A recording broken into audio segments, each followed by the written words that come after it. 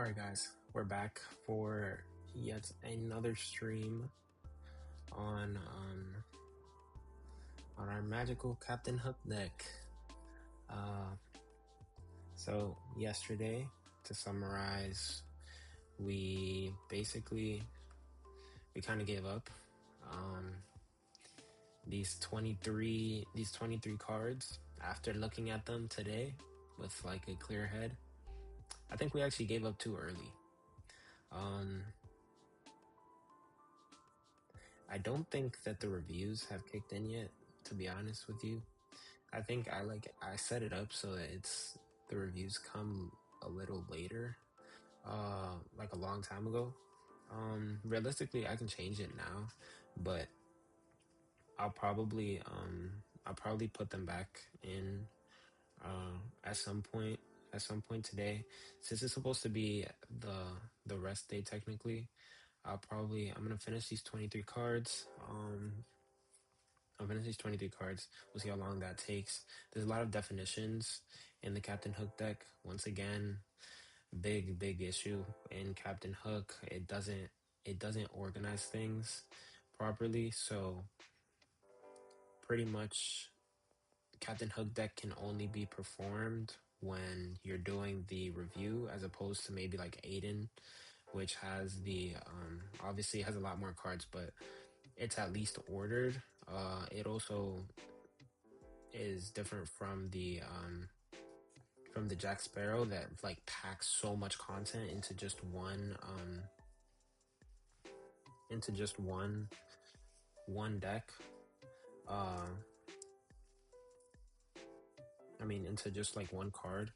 So none of this is obviously ordered. There's a lot of definitions remaining in that one chapter, which basically means the rest of the 23 cards are just going to be like small definitions that I just need to recall.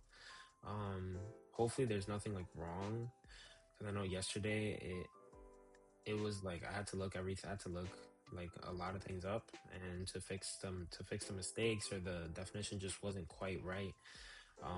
Even though a lot of people actually were talking about biochemistry and biology as one of the things that they benefited from the most in Captain Hook deck. So honestly, I'm not sure. Clearly, I must be bugging. There must be something that I'm not taking into consideration. I think honestly, the main goal for right now is do these 23 cards and then get through a video. Because the thing is, I would watch the chapter 2 video for Yusuf Hasan, but it's just like, it's not worth it for 23 cards. Like for me to watch a 2-hour video and then I have 23 cards and that's it. So we're pretty much just gonna be we're just gonna try doing this.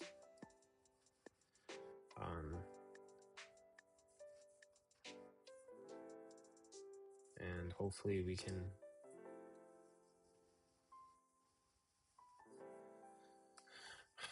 do this like easily. Like, it's not, hopefully it runs smoothly, but I don't know. Let's see.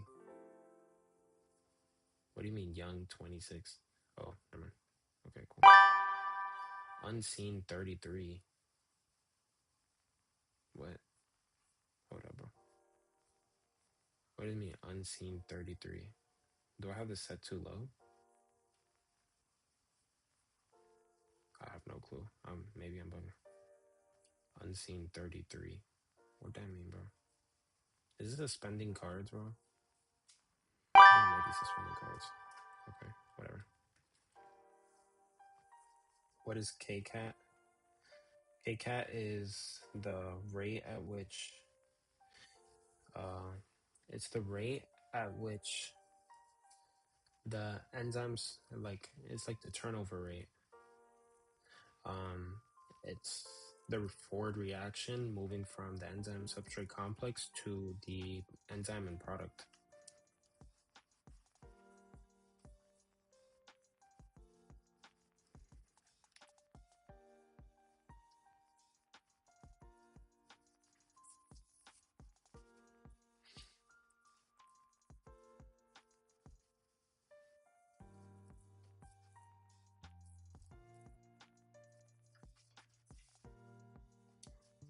What shape does the Michaelis-Menten graph of a cooperative enzyme take? It's sigmoidal. Something like that. Close enough. Uh,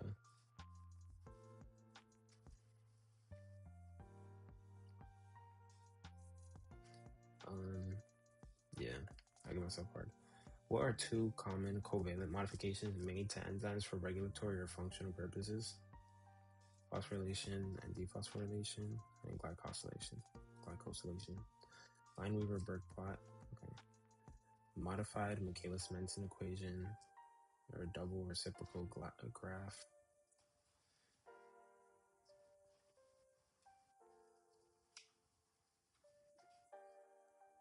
What is reversible inhibition?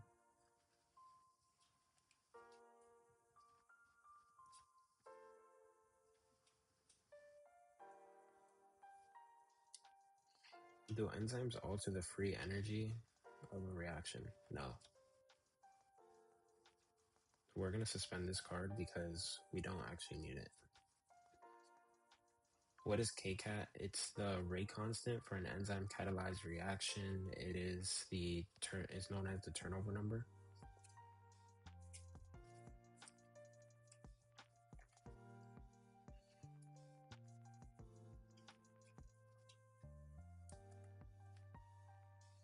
What are two common covalent? Phosphorylation, dephosphorylation, and glycosylation. What is Vmax? It is assuming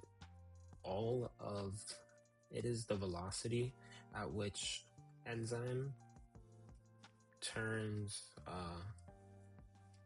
it is the maximum velocity at which an enzyme is capable of producing product, of turning its substrate into its product. And that's taking into account both the enzyme concentration and the substrate concentration. It can also be simplified into KCAT times the concentration of E.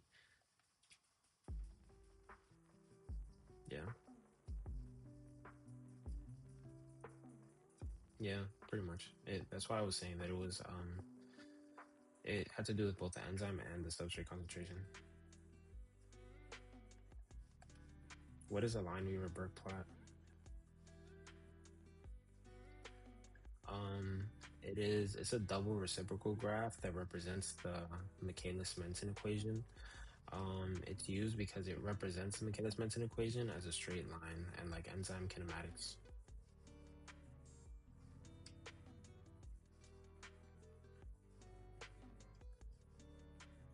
What is reversible inhibition?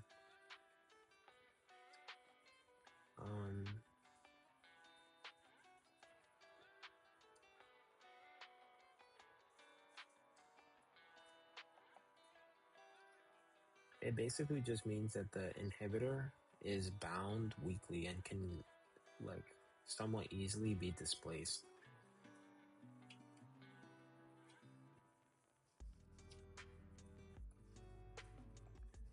What is Km?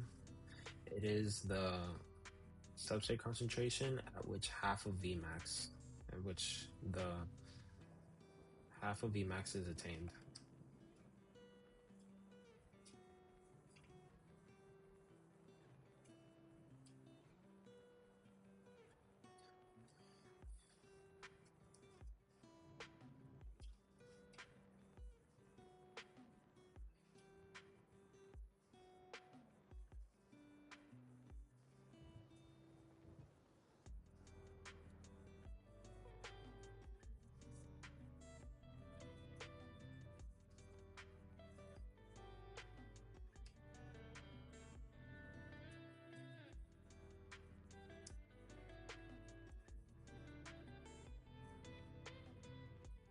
What is non-competitive inhibition?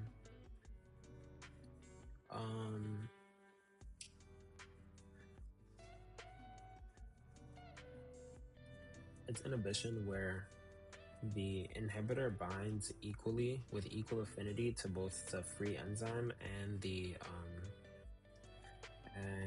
enzyme substrate complex. This causes the Okay, it's not asking about Vmax and stuff.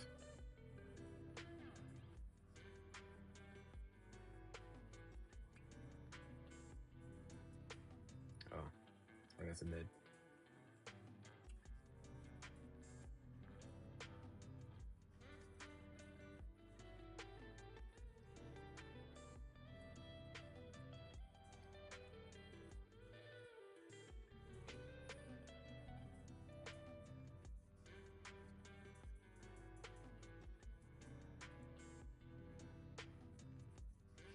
How does increasing concentration?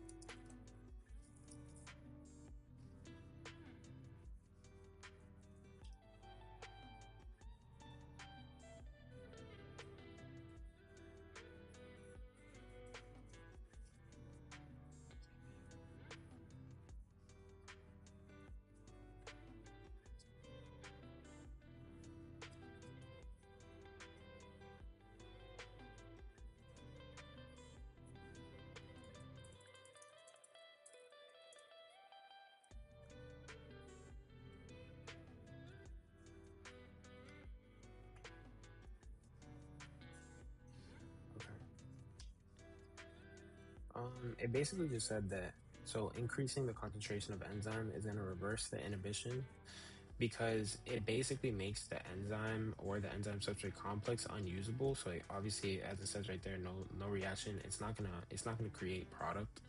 Um, so by increasing the concentration of enzyme, you basically just replenish your enzyme concentration. So your Vmax can be attained again. So increasing concentration inhibitor binds at a steady state. Okay. What is Km? Km is used as a proxy for the affinity of the enzyme for its substrate, but it's realistically the concentration at which the like half of Vmax is achieved, and it is uh the substrate concentration, of course. And what was the first part? Where half of the enzyme's active sites are in use. Okay. What shape does sigmoidal? What is KCAT? Is known as the turnover number. This is the rate at which it's the rate constant at which enzyme substrate complex turns into enzyme end product. Rate constant for an enzyme catalyzed reaction. What are two common phosphorylation and dephosphorylation and glycosylation? What is non-competitive inhibition? It is inhibition where the inhibitor binds binds with equal affinity to both the enzyme and the enzyme substrate complex. Um,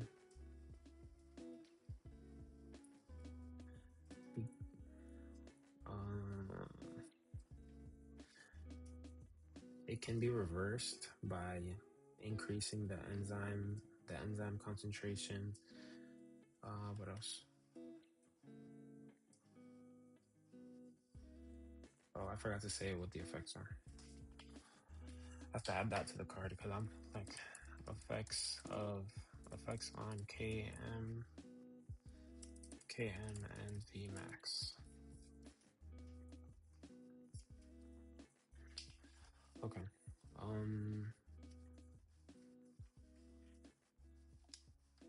What is Vmax? Vmax is the highest possible velocity, where all the active sites of the enzymes that are present are taken up. Um, it's based on enzyme concentration. Um,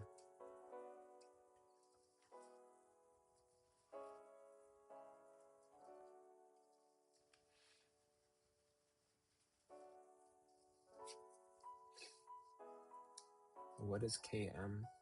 Uh, Km is the rate constant for an enzyme catalyzed reaction. It's wait a minute. No, it's not. That's Kcat. So Km is gonna be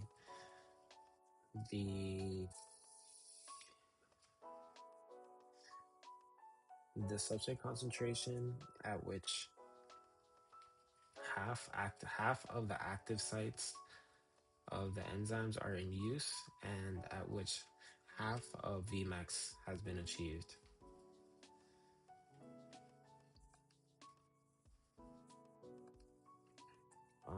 It's a modified Michaelis-Menten plot.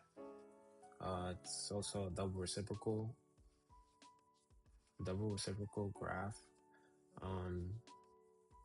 It's used because it represents the Michaelis-Menten equation as a straight line.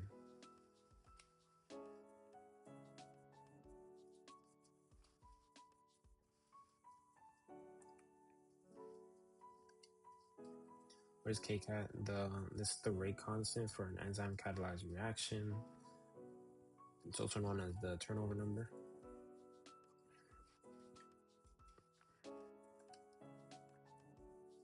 What is reversible inhibition?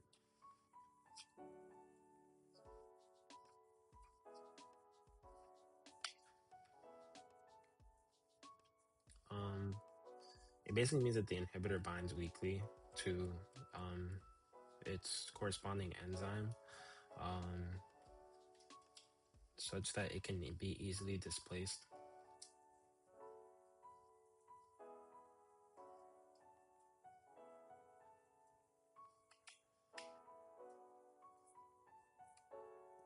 Give me 1 second.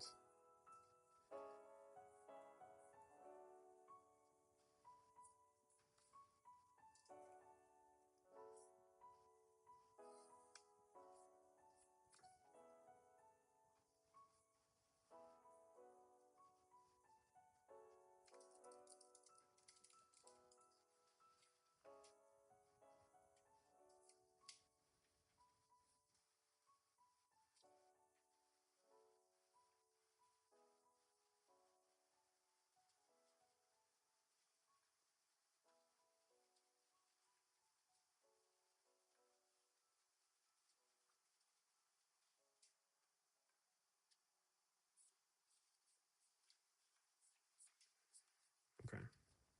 What is non-competitive inhibition? Non-competitive inhibition is when the inhibitor binds with equal affinity to both the enzyme substrate complex and the enzyme. It's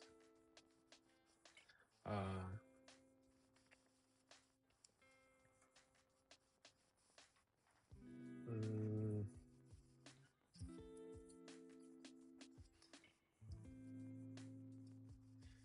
its effects on Km. So Vmax is going to decrease, Km is going to stay the same.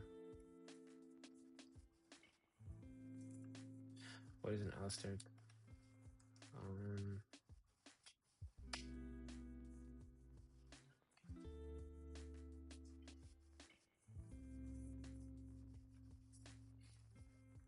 I need to change this.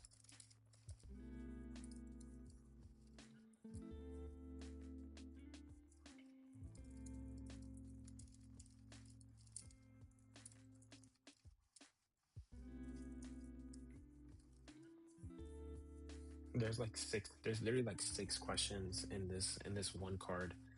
You see, this is the reason why I cannot possibly use Jack Sparrow, bro. Jack Sparrow just packs so much into one card.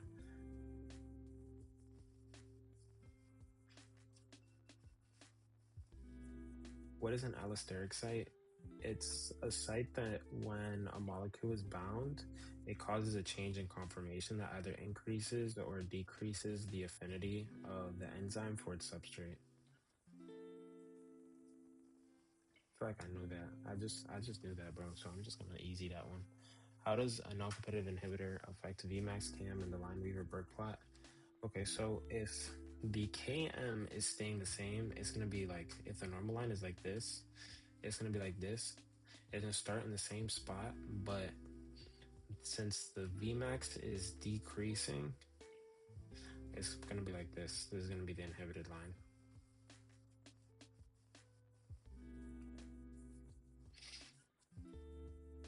Oh, bro. Oh my God, I keep forgetting. It's if it's a lower. Wait a minute. Oh yeah, if it's a lower number, it gets higher, not lower. Damn.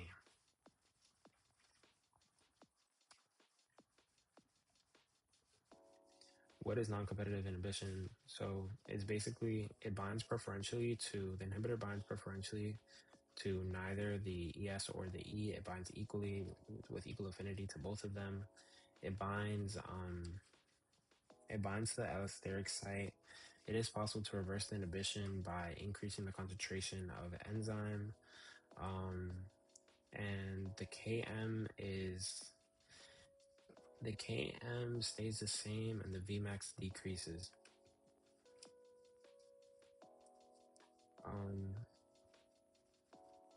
What is an enzyme? An enzyme is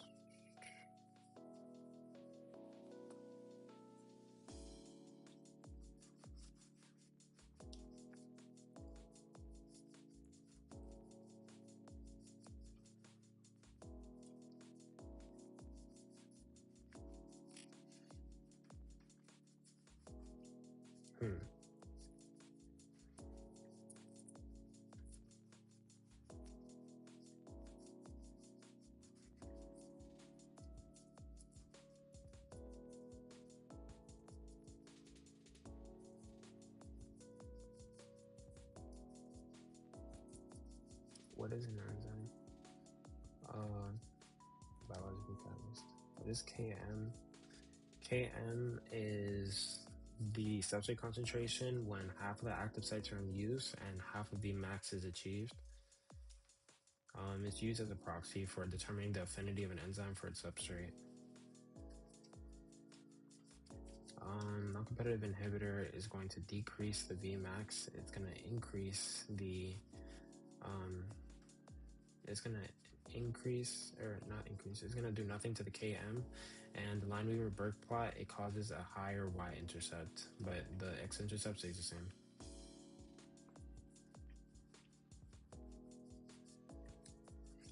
What is the Lineweaver-Burke plot? It's a modified Michaelis-Menten plot, or modified Michaelis-Menten equation. It's a double reciprocal graph.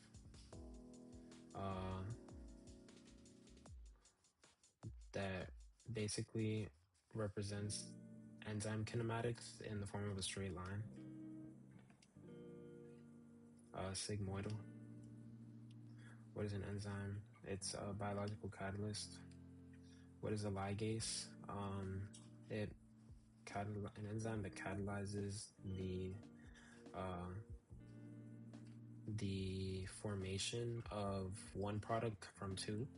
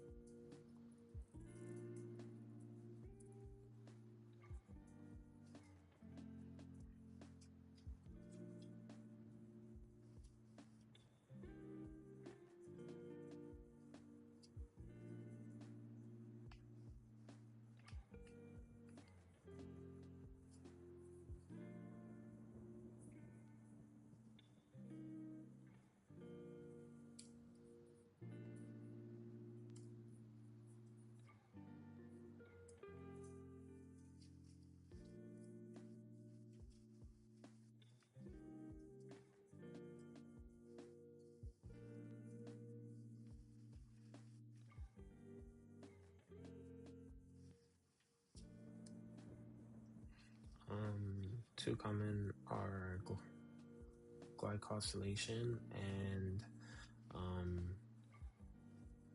what's it called? Glycosylation and phosphorylation and dephosphorylation.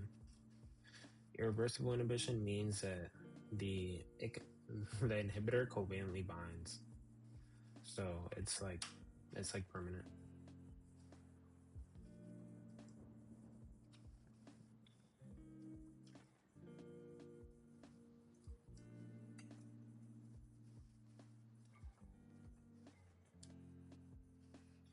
Cofactors are inorganic and metal. What is saturation? Saturation is like it's the amount of or the maybe like percent of active sites that are in use.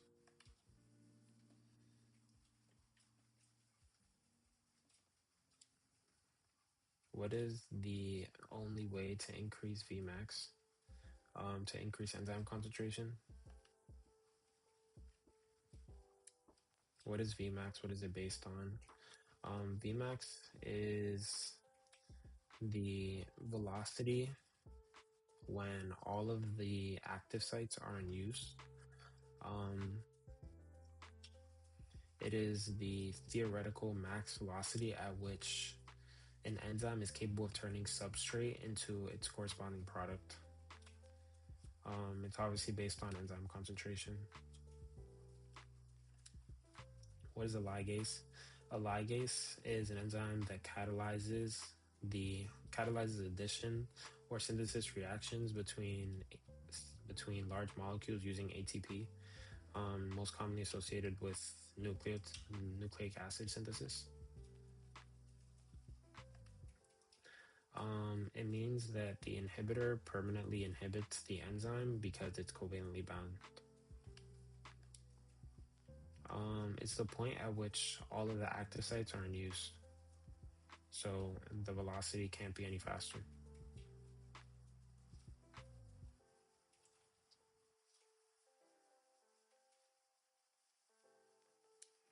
What is an oxidative reductase?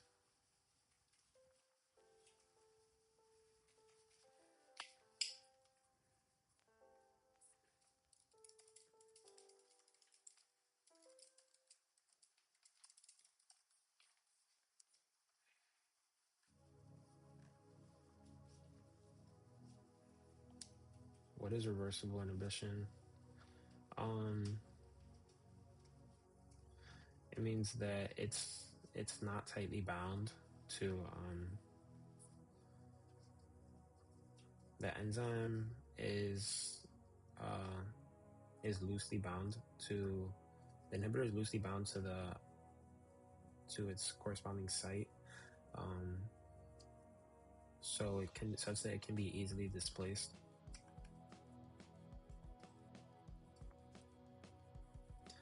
KCAT is known as the turnover number. It's the rate constant for an enzyme catalyzed reaction.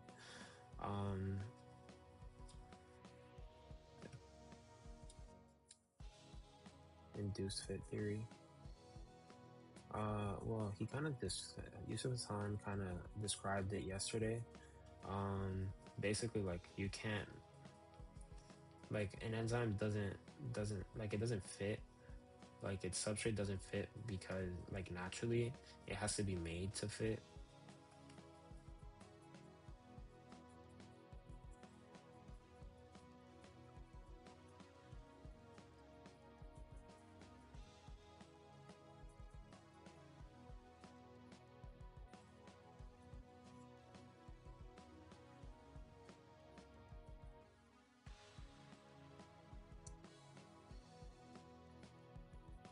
It's an oxidative reductase.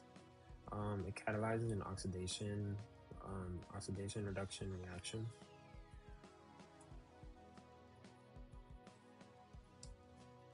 What is a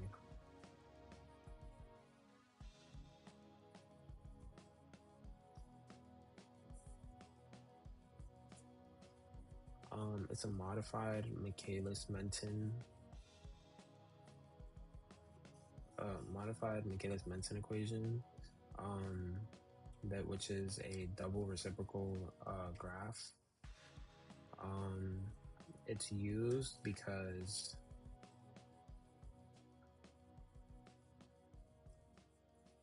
It's used because it represents enzyme kinematics in the form of a straight line.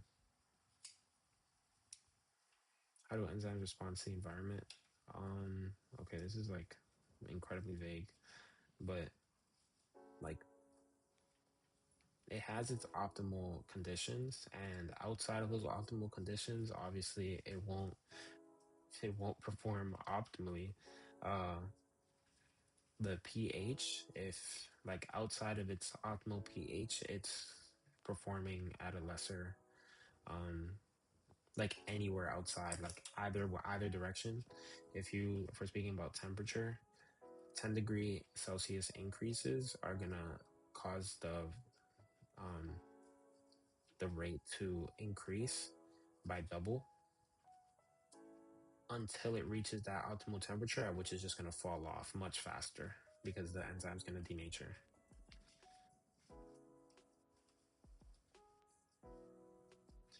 Okay, I mean,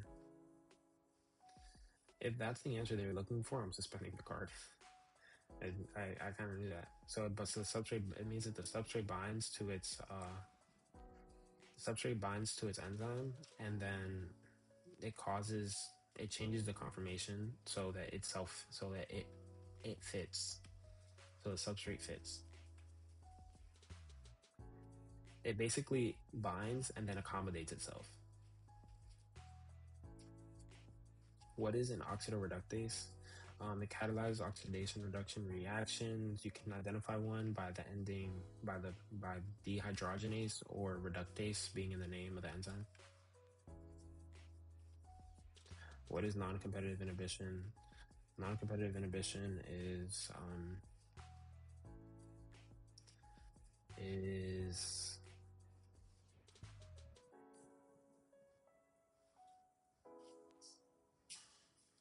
hmm,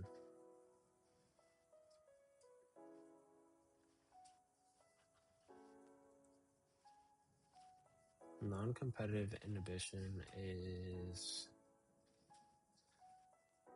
it's when the enzyme binds with equal affinity to both the enzyme substrate complex and the enzyme. It binds to the allosteric site. It is possible to reverse the inhibition by increasing the concentration of the enzyme. The effects on Km is unchanged. Vmax is going to decrease because it basically just makes the enzyme unusable. What is Km? Km is the substrate concentration at which half of the active sites are in use and half of Vmax is achieved. It's used often as a proxy for enzyme for an enzyme's affinity for its substrate.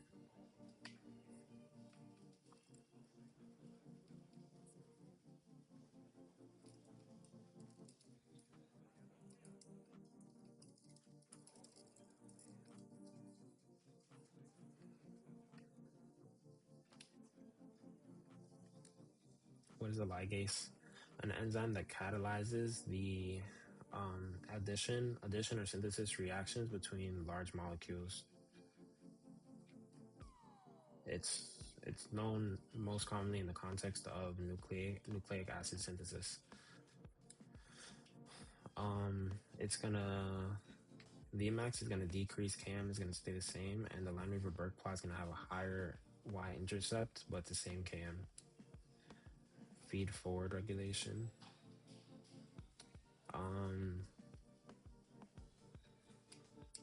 I think this might be the situation where the product of one enzyme in a pathway is going to activate the enzyme, is going to serve as an allosteric activator for one of the steps that are further ahead.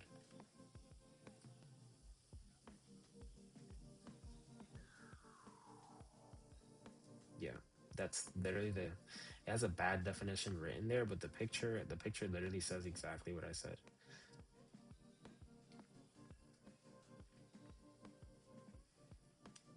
What is an endergonic reaction? Um, it means that it takes in energy. So it takes in energy as a positive delta G. I learned yesterday that even though I literally looked it up, for some reason it was just wrong. Um, so it does, exergonic reactions do have a negative delta G. Um, I don't know why it was so blatantly wrong. Um, an endergonic reaction is gonna take, yeah, take in energy,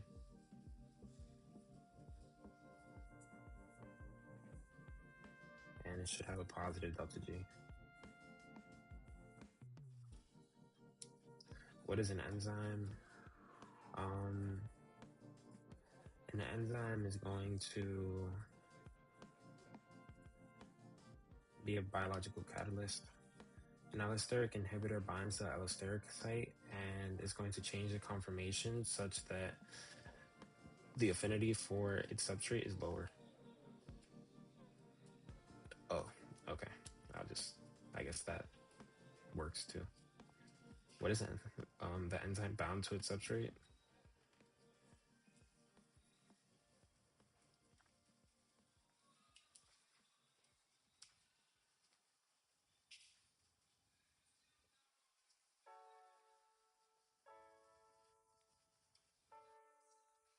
Yeah, I feel like I'm not like this is not in detail enough for me to not know this. I'm suspending it. Generally speaking, cofactors are organic. Wait, no, cofactors are inorganic. What are the four types of reversible inhibition?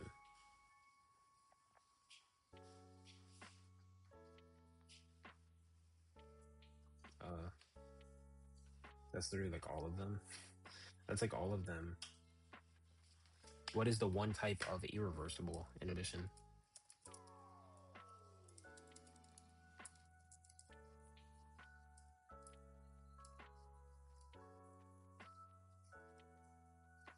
Oh, they're literally like they're just not gonna cover it. They're just all reversible. Okay, that's what I was gonna say too. I was like all of them. I don't really think I need to memorize that. I don't need to memorize which ones it is, but I don't need a mnemonic for that. Is what I'm trying to say. An allosteric inhibitor is going to basically bind to the allosteric site and reduce the activity of that enzyme.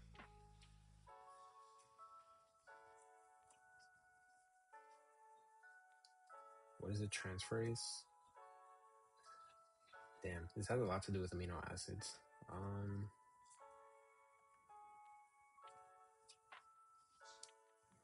What is irreversible inhibition? It means that it permanently binds to affect the activity of to inhibit the activity of an enzyme.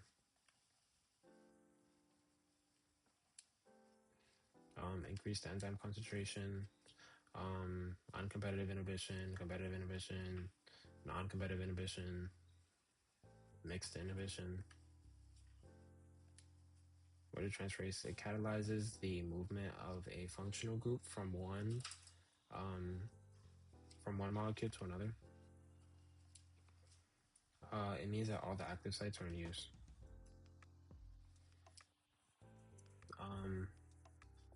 What is a Lineweaver-Burke plot? It is a modified Michaelis-Menten equation that um, is a double, like it's graphed as a double reciprocal graph. Um, it's used because it represents enzyme kinematics as a straight line. Um, enzyme activity.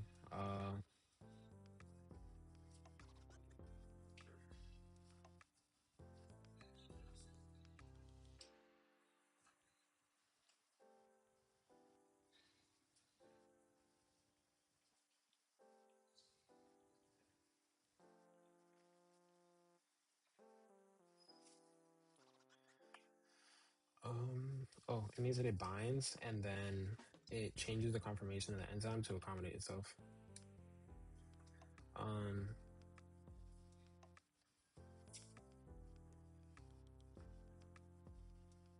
1 second. Um,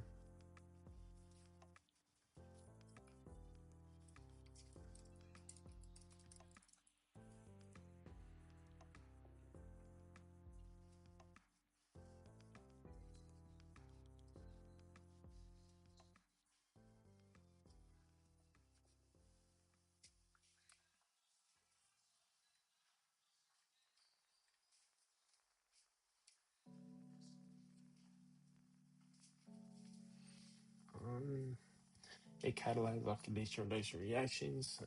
It has dehydrogenase or reductase in the name. What is a ligase? Um,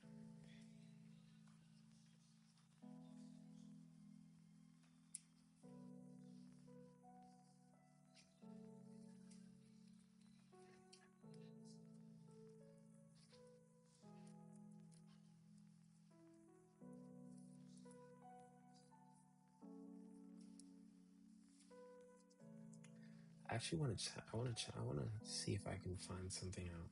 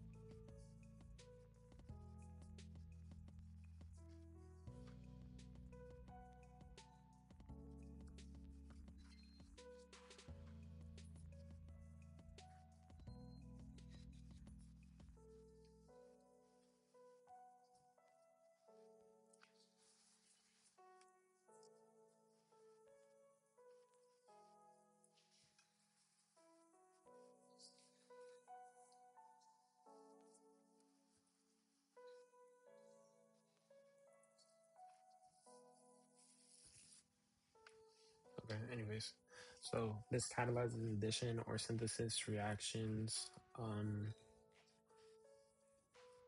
Catalyzes addition or synthesis reactions. Uh, Between large molecules, most commonly known in nucleic acid synthesis. What is an endergonic reaction?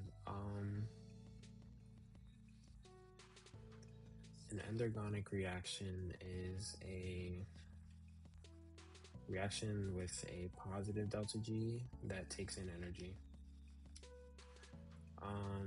It binds to the allosteric site in order to inhibit the activity of the enzyme. What is a transferase? It catalyzes the movement of a functional group from one molecule to another. Competitive inhibition, non-competitive inhibition, uncompetitive inhibition, and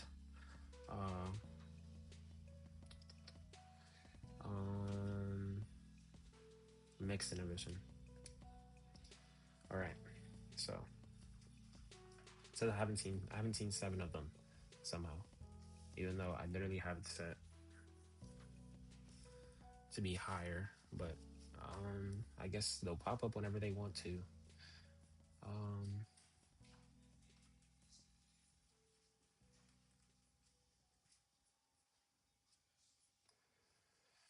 So let's see.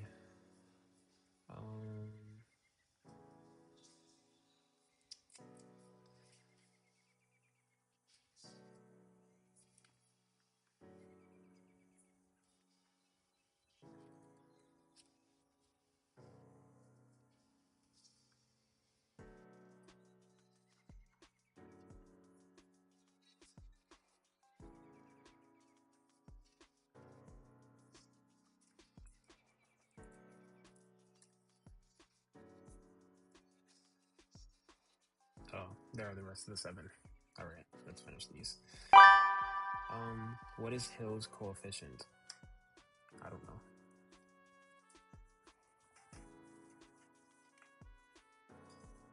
It's a mathematical representation of the cooperativeness of an enzyme. If Hill's coefficient is greater than 1,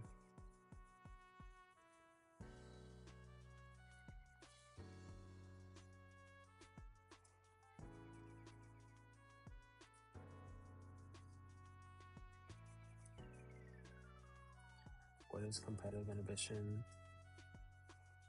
Means that the inhibitor binds to the active site in order to basically block off the substrate from binding. Okay. What is meant by the term enzyme specificity? It means that the enzyme has a specific substrate that it can bind to.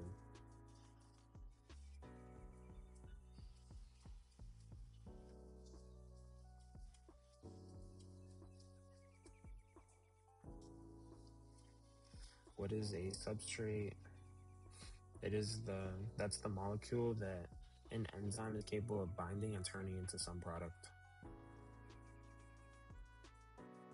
The specific molecule upon which an enzyme acts. An allosteric activator is a molecule that binds to the allosteric site in order to increase the activity of the enzyme. What is Hill's coefficient? It's a coefficient used to represent the cooperativity of an enzyme. If it's greater than 1, that it increases the affinity of other enzymes, or well, I guess other subunits for their enzyme. For their substrate. If it's less than 1, it decreases the affinity. If it's equal to 1, it doesn't affect the affinity.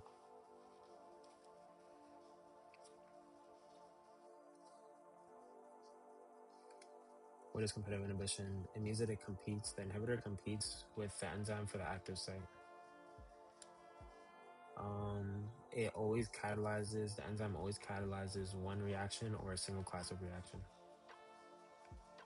What is substrate? It is the molecule upon which an enzyme acts.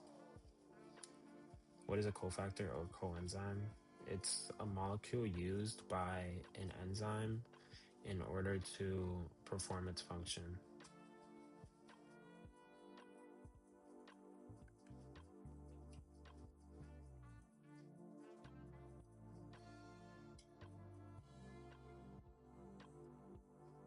That is kind of what I said. What is an active site? It's the site in which the enzyme acts upon its substrate.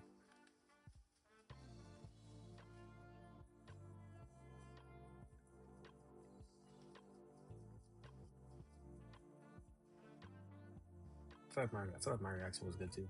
I'm about to change the definition.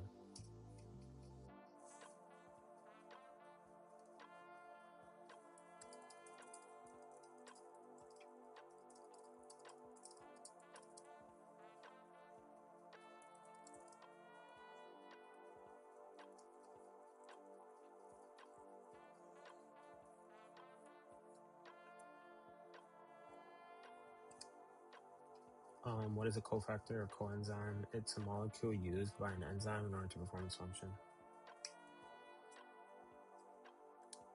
What is an active site? It is the place where the enzyme holds and acts upon its substrate. An enzyme catalyzes either one reaction or a class of reactions.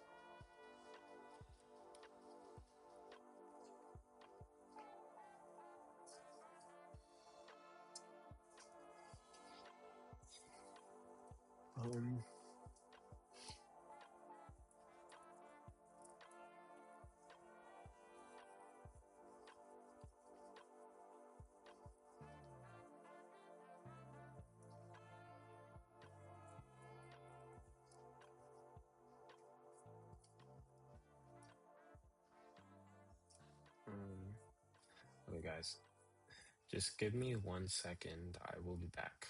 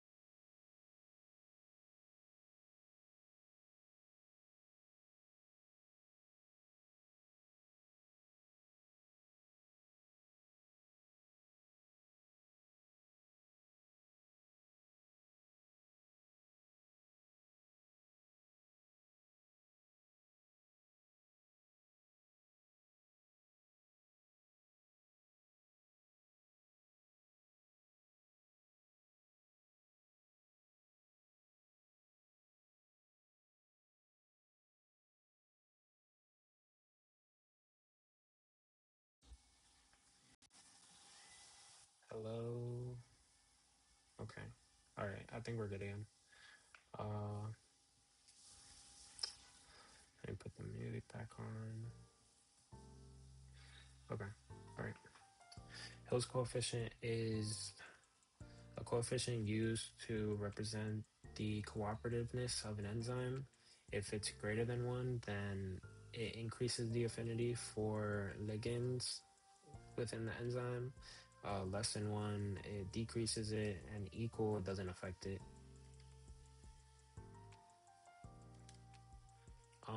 it competes. The inhibitor competes with the substrate for the active site.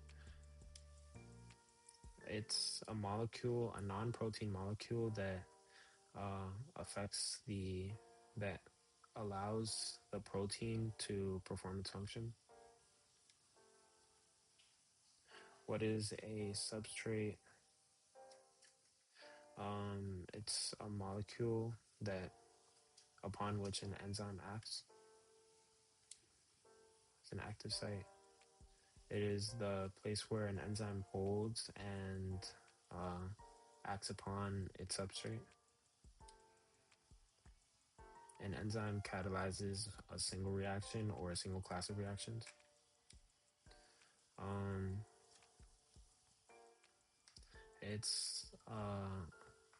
it's a coefficient used to represent the cooperativeness of an enzyme. If it's greater than one, then it increases the affinity of ligand within the enzyme. Less than one, it decreases the affinity. Equal to one, it doesn't affect the affinity. Okay, cool. Now we actually did all 56 or 60, I guess, of those. Okay, so honestly, if we were, I didn't like, I think I did it yesterday. I did it a little wrong because I think I might have had it set to 75 when I checked how long it was going to take for me to get to the deck. So let's see what it says here. 102 days. So it thinks I'm going to be done as of like,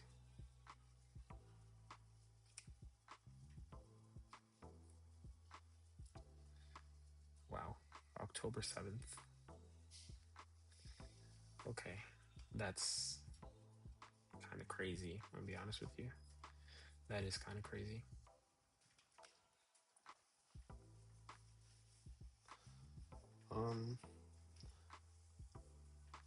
I don't know. We might need to up the load, to be honest with you. What if I was doing 100 every day? I don't know if I'm gonna actually do that, but what if I was? If I was doing 100 every day, I'd be done by August 17th.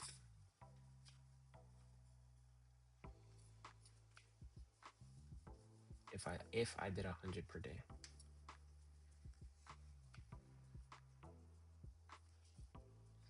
Damn, that's tough. August 17th. That would be a nice date to finish. I don't know if that's possible though, is the problem. That would probably take a lot of time.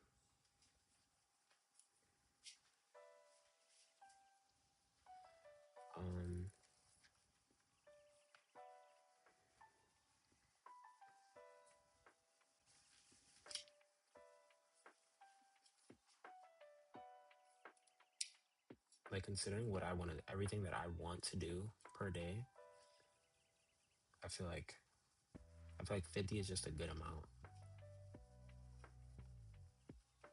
I think it is. I genuinely think it's a good amount. But I don't like that 100. I don't like the fact that it's gonna be like 100 days. It's the problem.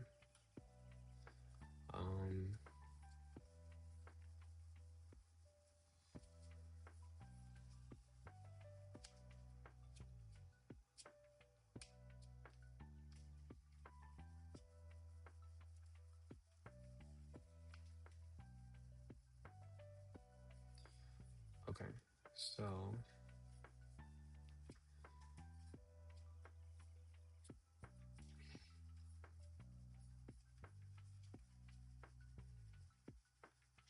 we're just gonna increase this by like a lot just so I can see.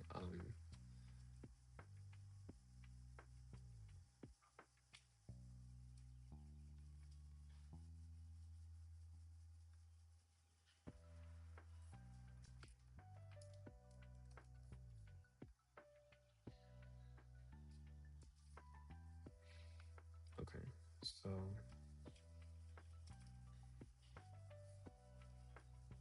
I'm not doing these error cards. Oh no, that's not the error cards even. Okay.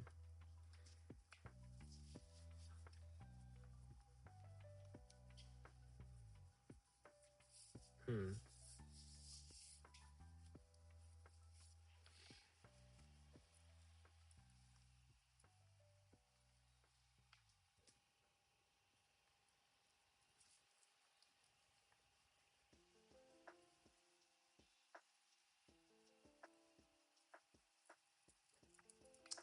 Thing is, right? I was thinking like what if I did before I used to do days where I would do like pretty much like 250 cards that when I was doing running through it the first time, I was thinking like what if I did something like that again? But I just did it like one day out of the week and that would speed things up by like a lot. And it would make it so I could continue 50 doing 50 per day, but I wouldn't have the completion time of like I don't know, like a long time from now. Um, but the thing is with these cards, it would be so difficult, like so difficult for me to accomplish that. Let's see. Let's see which videos we can watch. Okay. Bonding and chemical interactions. Is that is that the one that I was doing before that I didn't finish?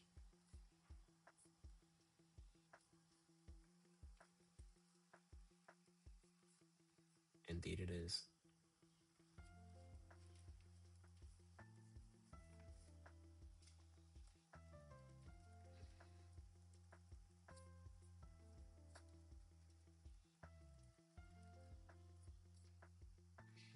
Okay. So, um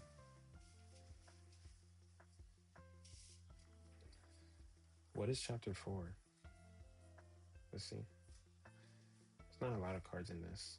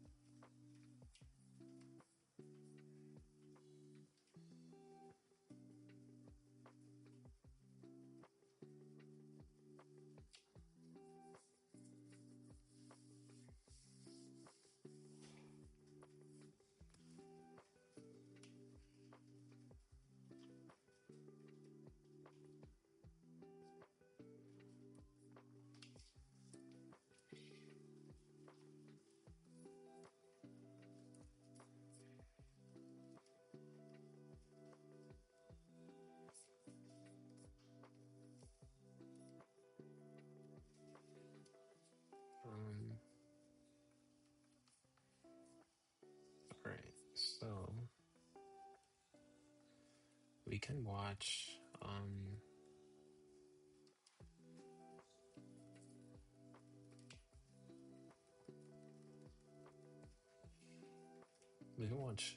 Yusuf Hasan's video.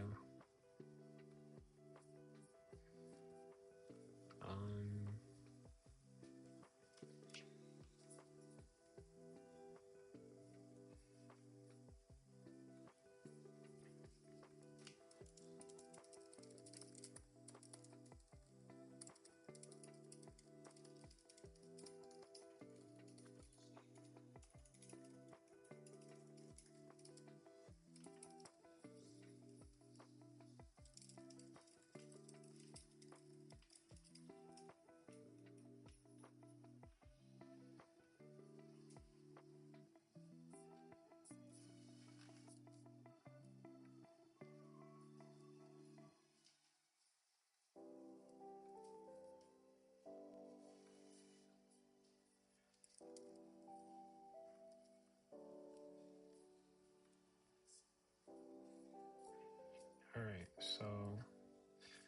the link should be in the description now.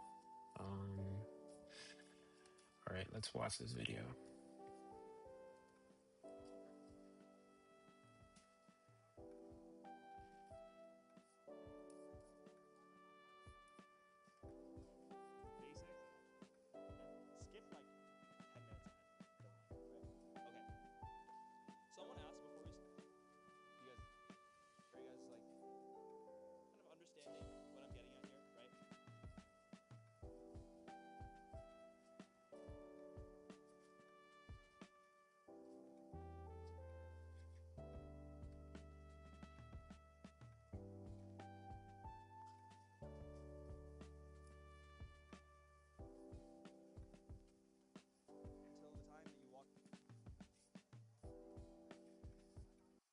All right, so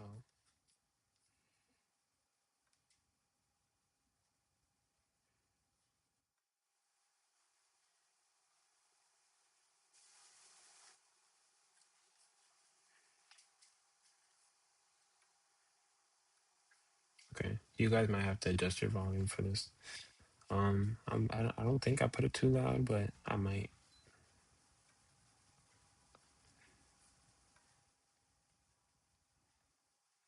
Honestly, I might just reset it back. I'll make it louder, but not too loud.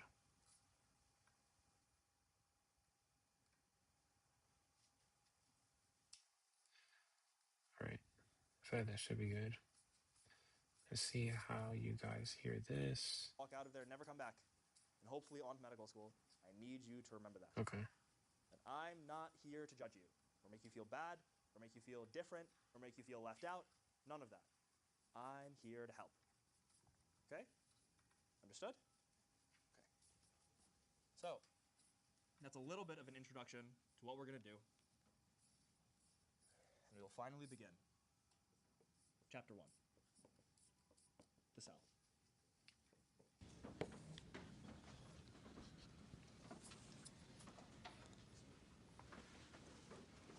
Who can tell me what a cell is? Who here's a bio major? Cell bio, neurobio, whatever it is. Any sort of bio. Yeah? One person? What was your name again? Mariam. Mariam, tell me what a cell is. Anything. Your definition of a cell. You don't have to be right. You don't have to be wrong. Yeah. Good. I like that. Anyone else?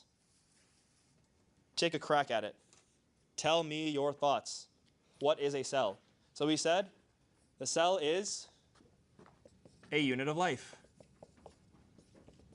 What else? Yes? Can make more of itself. Can make more of itself. Okay?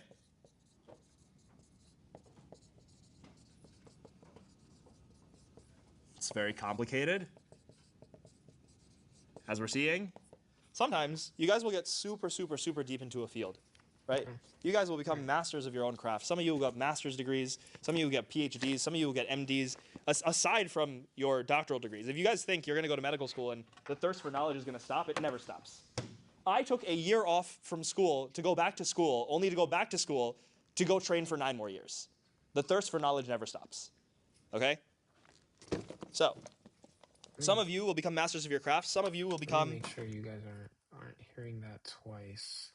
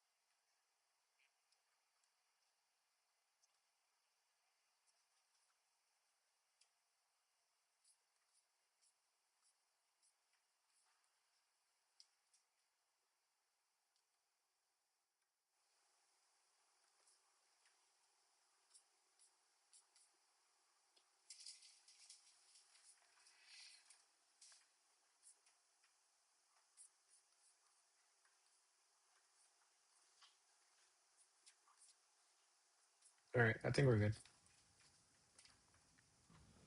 Fantastic doctors, leaders of communities. You guys will teach your own students.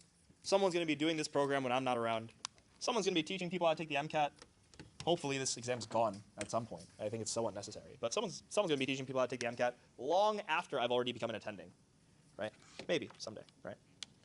But even though you're so critical, you're so good at what you do, right? You've been studying biology for God knows how many years. You can't tell me what a cell is? Why is that?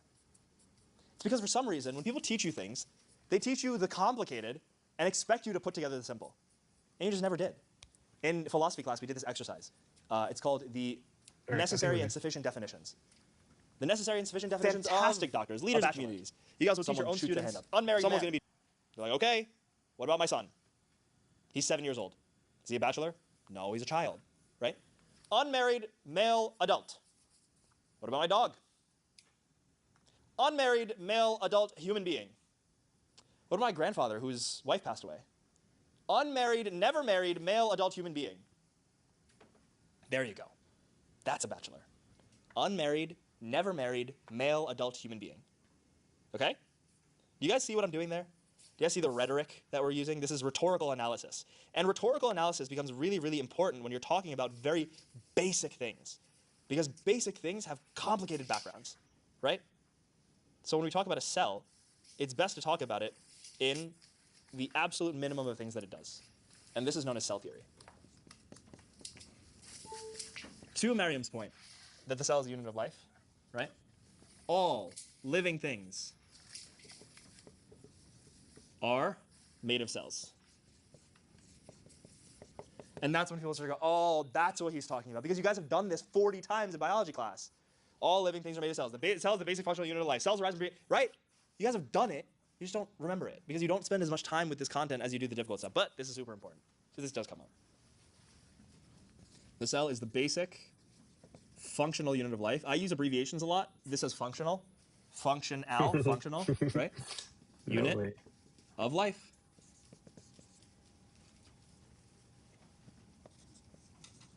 Cells arise from pre-existing cells. Yes?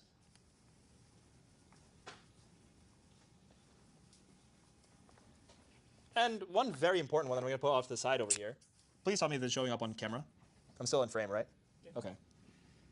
Cells carry genetic info in the form of DNA that is passed onto daughter cells.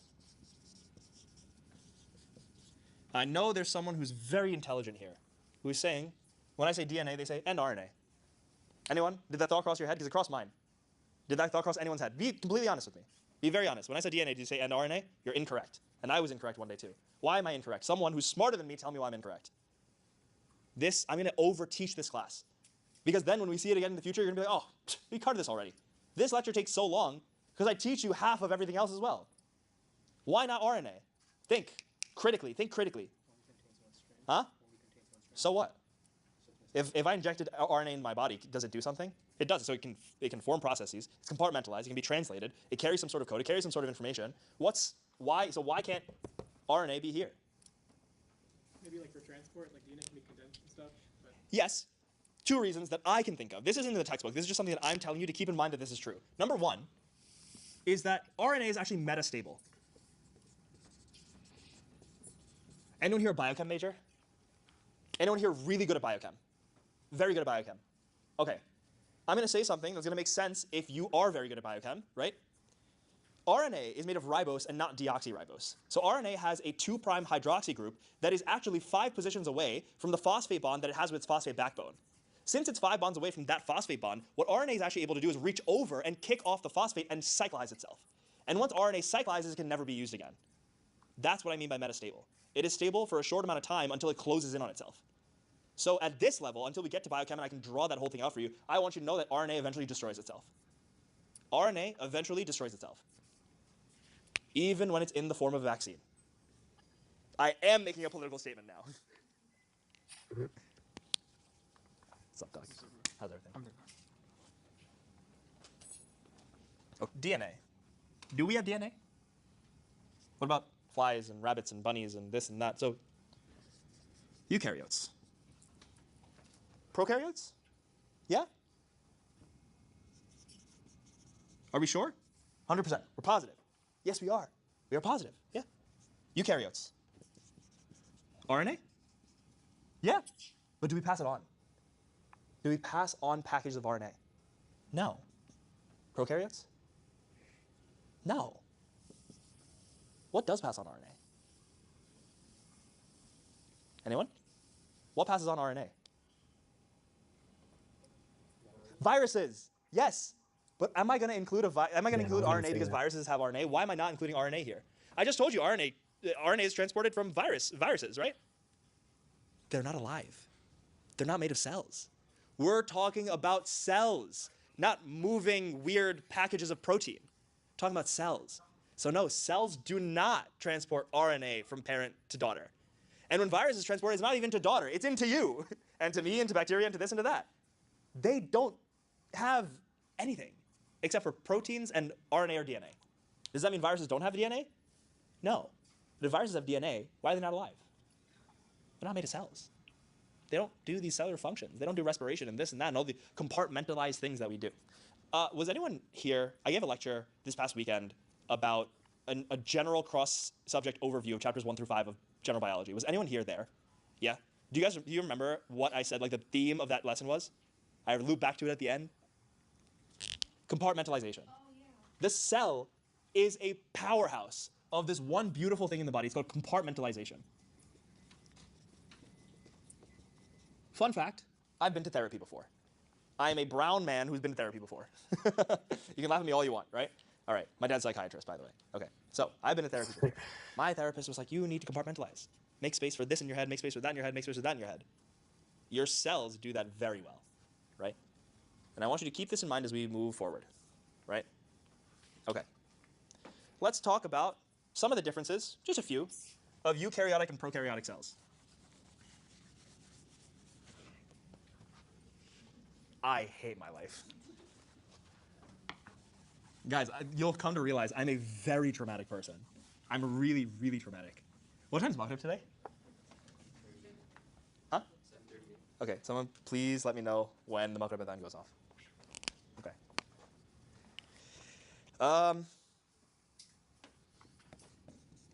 Am I writing big enough? Do you guys need me to write bigger? Yes? Okay, let's write bigger. All right. Better? Need to get better markers. That's what I need. It's not? Okay, we'll use black. I always have a problem with the green marker.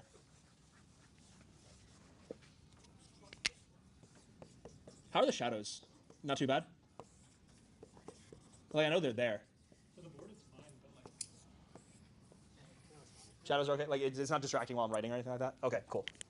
Eukaryotic and prokaryotic cells. Anyone? Anyone?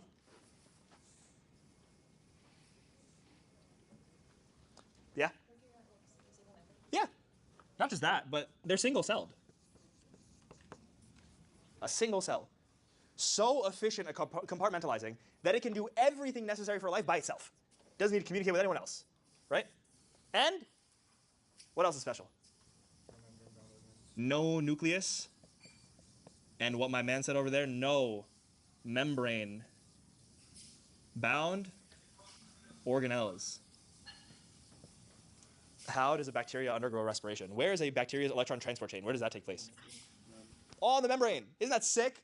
Isn't that so cool? They don't need anything else to do respiration. They just do it on their membrane. It's crazy, right? That's like the first time my dad noticed that I was teaching at home. He's just like, he said you were teaching. And I was like, yeah. He's like, you're sitting right in front of me. I was like, yeah, I'm teaching from right here. He's like, you can do that? Right? And then he hijacked my computer setup for like 3 months, and we had to share a computer, and I got so mad. Oh my God. Okay. Eukaryotic organisms are single or multicellular.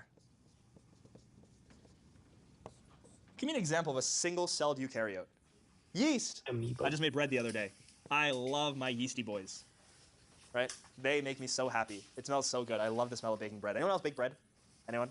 I make focaccia and like some flatbreads and things like that, but Nothing crazy. I'm trying to get started on sourdough, but I do not have the himma. I don't have the drive to make a starter. Multicellular?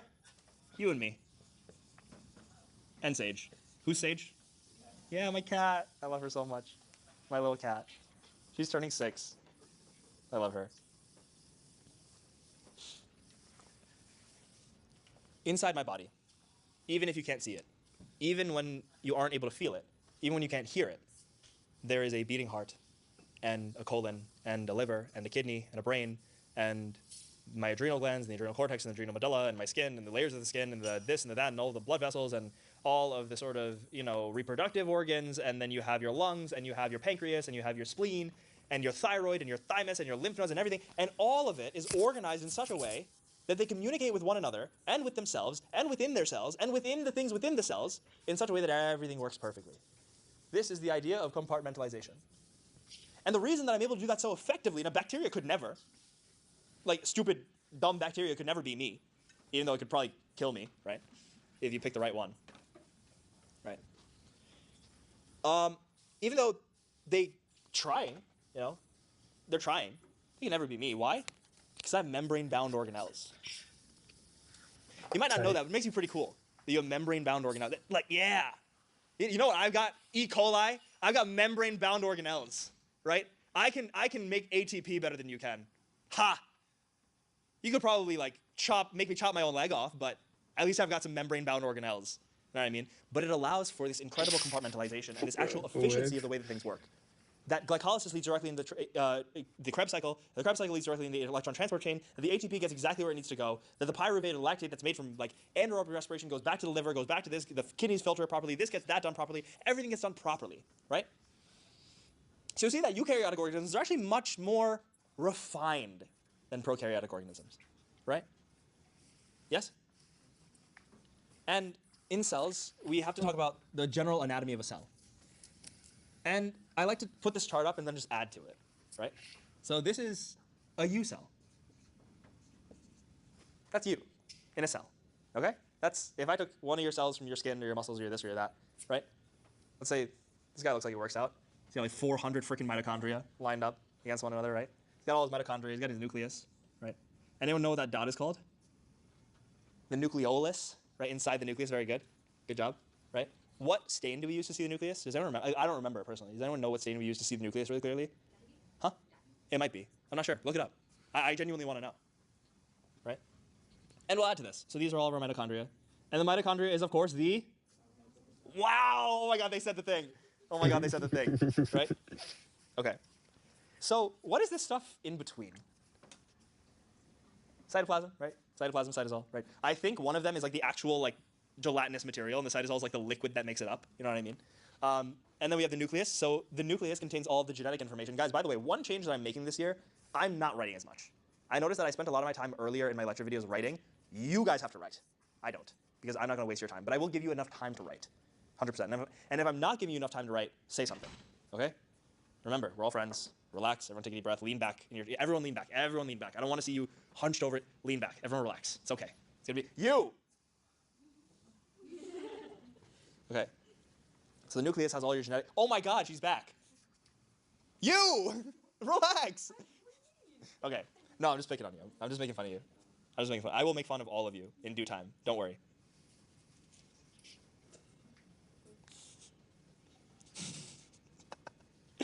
So the nucleus has the genetic information of the cell condensed into a tiny, tiny, tiny, tiny little ball, right? So all of that genetic information is packed inside that tiny cell. Now, how did we do that?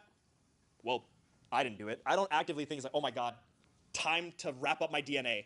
And I just sit there looking constipated for a few seconds. I'm like, okay, done. Right? You don't actively do this. Stuff happens in your body, and then this happens. How you think it happens, I don't care. It was God to me, right? Okay. So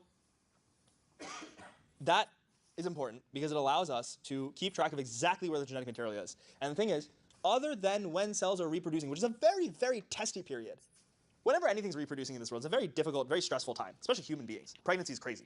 When you get to medical school, you learn about pregnancy, you will learn how unbelievably ridiculous it is that a human being can do that. You will learn the intricacies, the ins, outs, insides, backwards, side, left, right, up, down, center of pregnancy. And you will never be the same person ever again. Because you will look and you will say, I cannot believe that a human being can do that. I can't even hold a fork properly. I'm not even that good at breathing, okay? All right. What is mitosis, everyone?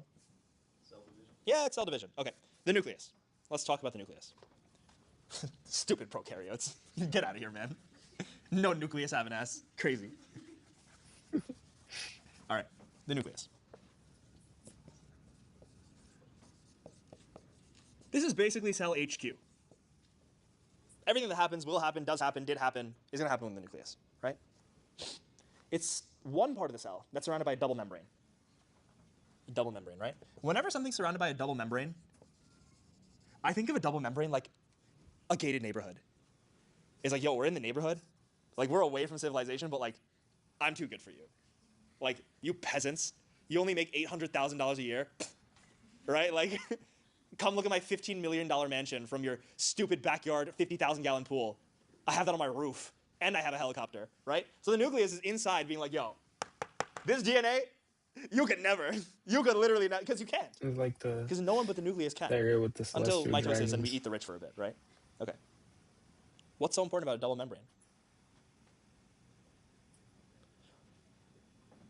Look, like, I understand, like, cell membrane's cool. Bro, your membrane has holes in it. What's so special about it? Yeah, it's only permeable to certain things. You guys remember from biology and biochemistry how hard it is to get through a single membrane, right? Imagine two. It's just a little more difficult, right? And not just that, it's not just that you can get to the DNA. You need the right transcription factors with the right molecules at the right time, at the right part of the cell process, at the right sort of like points of attachment in order to just do one thing, right? How are we looking? Good? Okay, perfect.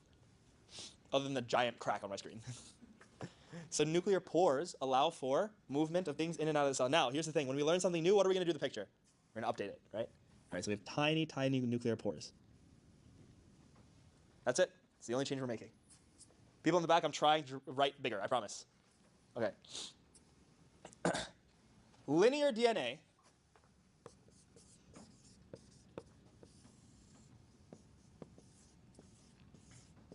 is wrapped around histone proteins and bundled up. I drew the histones like that in a specific way. They're like a cube. It's like a little cube. Anyone ever done like microbio, cell bio? Histone proteins are like a cube with a rod down the middle. Very interesting. And this is further turned into chromosomes.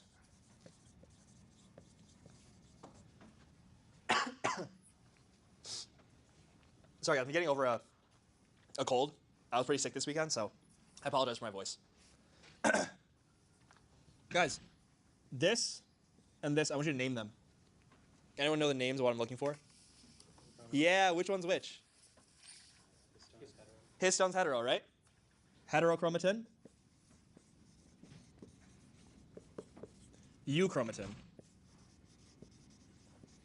If that doesn't make sense to you, just know that. Loose DNA is euchromatin. Heterochromatin is, right? Compressed, dark, concentrated DNA. Correct? And we also talked about the nucleolus. Okay? That's all we'll know about the nucleus for now. For now. Right? That's all we need.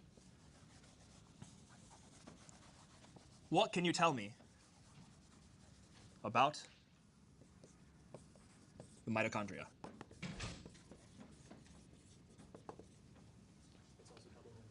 Okay, so the mitochondria is LMAO, powerhouse of the cell. Got to get that out of the way. Double membrane. Two membranes, inner and outer.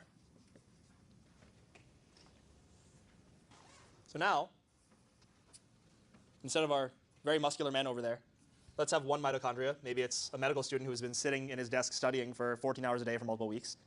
All the muscles are atrophied. Let's do one big mitochondria, and we'll do two membranes. Why am I making that inner membrane squiggly? Yes, they're called cristae. Those have a very specific name. I had a teacher recently who told me, never assume that something I write deliberately is a mistake. And I thought, that's such a weird thing to say. That's strange. But he wasn't being arrogant. He was being protective. He said when you see something on the board, always assume that there's a reason, even if you don't get it yet. Even if you don't understand yet. When I wrote RNA is metastable, maybe some of you still don't understand what I meant by that. It's okay. Patience, sabr, right? The Arabic word for patience is sabr.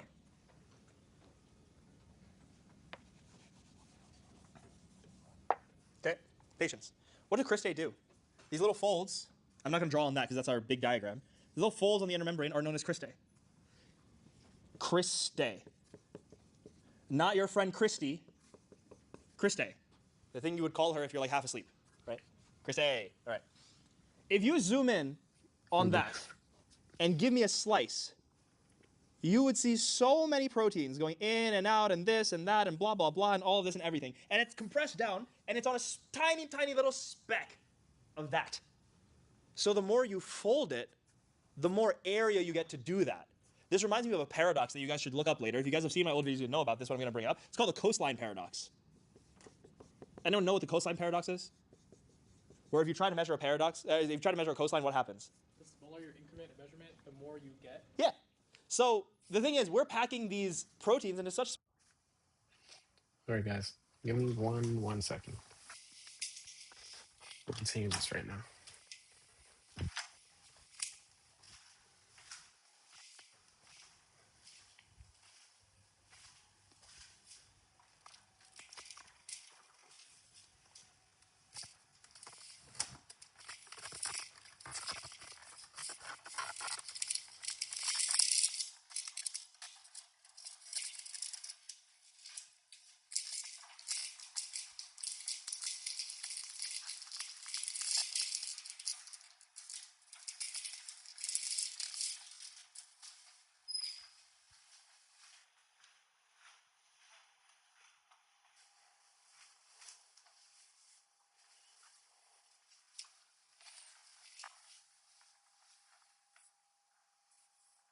My camera always glitches whenever I walk away for a second.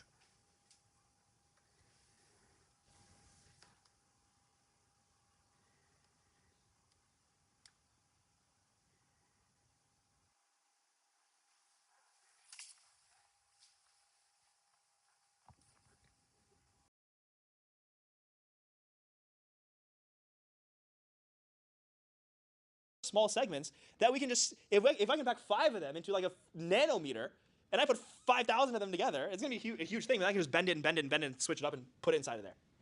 Right? Do you guys get that? Do you guys understand? Any questions about that? It increases the efficiency of the mitochondria. Right?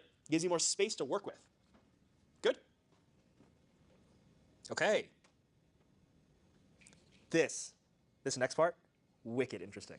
Coolest thing about cell biology, in my opinion. Mitochondria, or at least about the mitochondria. Probably about cell bio in general.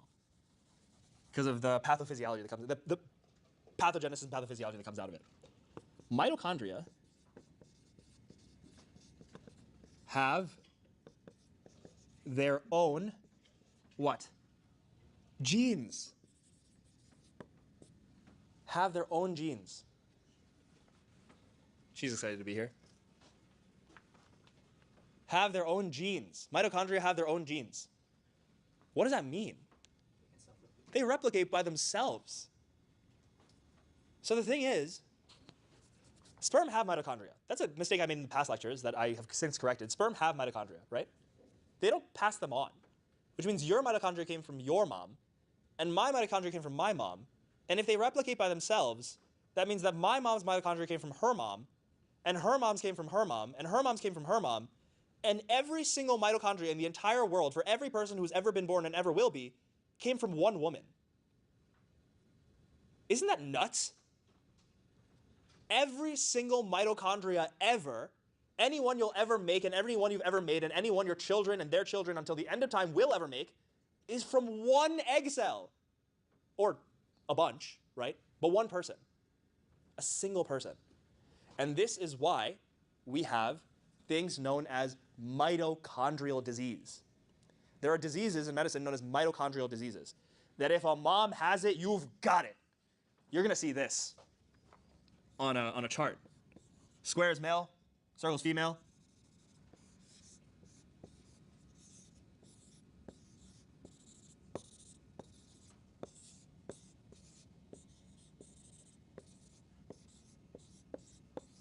That's what you'll see. That when this person has kids, they all get it. And when this person has kids, they all get it. But when this person has kids, they don't. That's called mitochondrial inheritance. Mitochondrial maternal inheritance. Cool, right? Cool stuff? We're over-teaching the hell out of the chapter right now. What else are mitochondria responsible for? There's one thing. Yes, very good. Very good. Fantastic. They are responsible for cell sewage slide. Interpret that as you will. Apoptosis, right? Apoptosis. You have this whole back pathway with the CP450 and the cytochrome C and the this and the this and that, and this is part of the reason that the mitochondria has that double membrane. We're protecting against this. If the stuff in the mitochondria got out, oh, cell's dead. Cell's dead, right? I can't even think of a good enough analogy to tell you how dead the cell is, right? If I came in and I was some mad scientist and you were a single-celled organism, I would just poke a hole in your mitochondria and you'd be dead. You'd be gone, done, finished. Sets off this crazy cascade. Caspases and cytochromes and back and open channels and this and that and blah, blah, blah, and whatever it is, and cell death. Done. Don't look at that. Look at me. What are you guys doing? It's a phone. You see one every day. Look at the board. What's that thing from The Boys? Look at me. I didn't watch that show, but I've seen that clip everywhere. You guys will soon realize about me that I haven't watched a lot of stuff. People are like, have you watched this? No. Have you watched this? No. Have you watched this movie? Nah. Oh yeah, everyone watched this movie. What's that new show that my sister just watched? This Summer I Turned Pretty? My sister just finished it. You called me crying yesterday. Did something happen? Yeah. Okay, I don't care. Clearly I do care because it's my sister, but you know. Anything else about mitochondria? Anything else anyone wants to say about mitochondria? Do you guys have any cool facts? Any cool facts about mitochondria that you learned in your time here? You learned from someone smarter than I am, you know? Anything? Anything cool? Or else we'll put it to rest. A lot of pathways happen with mitochondria. Yes, they do. Lots of pathways happen. Like what? What are some of the pathways that happen with the mitochondria? Just going into biochem a little bit. Electron transport chain. Yes, number one. Next. TCA. Huh? TCA cycle. Very good. Number two. Next. Gluconeogenesis. Or Can neither confirm nor deny. Right? Part of it, probably. Next. Fatty acid oxidation happens in where? Fatty acid oxidation actually happens in the cytosol. Fatty acid synthesis, however, like I talked about you earlier, happens in the mitochondria. Yeah, right? Because, and I'm going to show you guys the coolest thing, and if you guys can follow, then you'll actually benefit from this. One of the coolest things in physiology, in endocrine physiology, which we're going to have a whole lesson on and everything, is that insulin activates the enzyme ACC, which turns acetyl-CoA. It's okay, this is off camera, it doesn't matter. That turns acetyl-CoA into malonyl-CoA, which is actually a potent inhibitor of carnitine palmitoyltransferase 1, which is the enzyme, don't write this down, which is the enzyme that fats and can use to get into the mitochondria. Sorry, that means that breakdown does happen in the mitochondria. You are correct, and I am wrong, and we'll correct myself later, so forget that. But this is correct. This is absolutely correct. Insulin activates acetyl-CoA carboxylase. When too much acetyl-CoA is there, meaning you had a high-calorie meal, lots of sugars, right? Which means you have an excess of sugars, which means you have an excess of energy, which means you're putting it away, which means you're trying to push for fatty acid synthesis. You're trying to push for that. And malonyl-CoA is a potent inhibitor of CPT1, which is the rate-limiting enzyme of fatty acid oxidation. So the thing that started the pathway towards this shuts down the alternate pathway. Awesome. Sick. Right? And I know you can sit there and scratch your, it's fine. We're going to talk all about that in biochem. This is a glimpse into difficulty 3 out of 10 biochem. That's pretty straightforward. But that's why we're here, talking about the mitochondria, not in biochem. Imagine if I started with biochem. I walk in, yo, carbohydrate metabolism. You guys would quit. I would watch you guys leave. Like, I would watch you guys march out the door. I don't think I'd leave with my life. What are lysozymes? What are lysozymes? I feel like everyone throws these words around. They're just like lysozyme. You know, like Golgi. Like you walk into like a freshman year bio class and it's just like a bunch of people biting their hair who've never been away from their parents ever before. They're like, lysozyme, right? Like, they're just so scared and traumatized. What is a lysozyme? Yeah. Guys, very simply, they are recycling centers. That's it. They are the Department of Sanitation.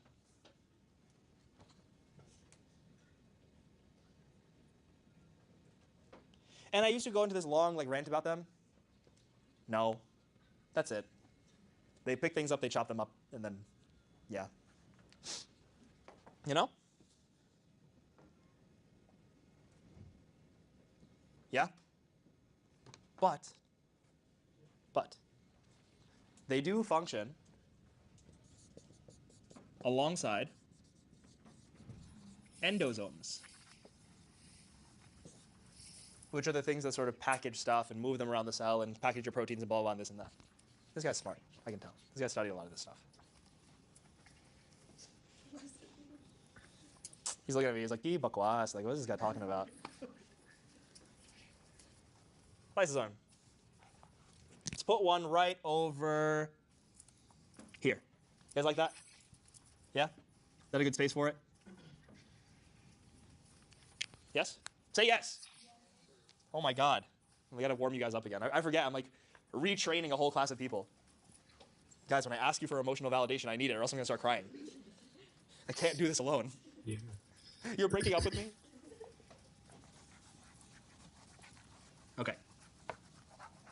Guys, always remember, when I put something on the board, I want you to think about it actively when we talk. Think about this. Think about the compartment. Think about the preservation of activity. Think about how unbelievable this is. Within that tiny thing, you can't even see all of this? Everything? Think about it. It's hard. It's difficult. It's really difficult to wrap your mind around. Right? It's what makes me so passionate about the human body. It's beautiful.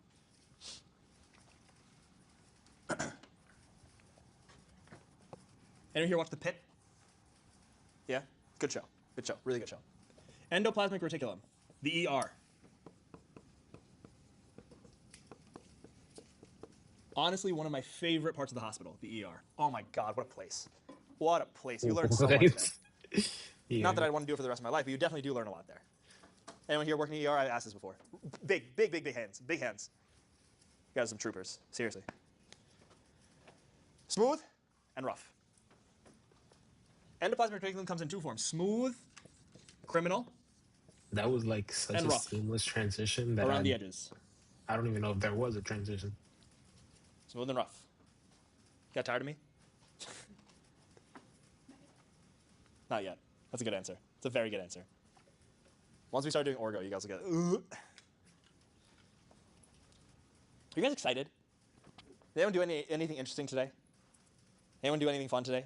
You have to understand that when you sit in a room full of people, when you drive on the Dallas Tollway, you're driving past people who have experienced life very differently than you did. You're driving past people who experienced life in a very, very unique way that you did. I cried last night because I miss my mom. I'm so far away from my family.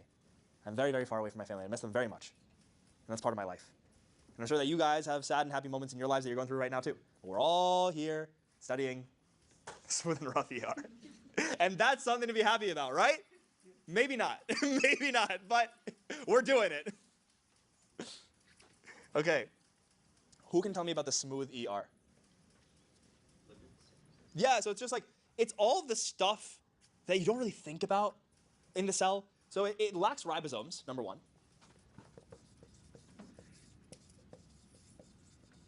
It has something to do with lipids. You're absolutely correct. I'm not smart enough to remember. And detoxification of drugs. Drugs and materials. Guys, I used to say this as a joke, and I say this very seriously now. There are 3 things that I never suggest doing after going through 3.5 years of medical school. I'm 6 months away from having my degree in my hand. I'm on my gap year right now, but 6 academic months away, right? Do not smoke, do not drink, and do not self-isolate. 3 of the most harmful things you can ever do in your entire life. And when I mean harmful, I mean any amount of it is incredibly harmful. Do not smoke, do not consume alcohol, do not self-isolate. Okay? I will have an entire evidence-based discussion on why those 3 things are harmful another time. But I can right now tell you that the number 1 risk factor of lung cancer, stroke, hypertension, and advancing atherosclerosis, so advancing clots, question mark, I'm not 100% sure about this one, is smoking. It used to be so bad that if you didn't know the answer to a question on step 2 and it was a risk factor question, you put smoking. Because 50% of the time you're correct. Don't smoke. There are so many questions in medical school. What is the number 1 risk factor of stroke? Smoking. Hypertension? Smoking. Peripheral vascular disease? Smoking. Erectile dysfunction? Smoking. and old age. Camera's off. You scared the hell out of me. Yeah, I think when I come here, I step out. Give the people at home like a little bit of rest from how I look. Seeing a screaming brown man on my screen for like 3 hours would really scare me too. Okay. The rough ER is a little bit more interesting. It is absolutely studded with ribosomes. Wow, new player just entered the game. Who the hell is that? What is a ribosome? It is a factory for protein synthesis. And they will be denoted very specifically by a very specific type of notation in your notes. Are you guys ready? It's very specific. I want you to write ribosomes the same way every single time. Okay? Very specific.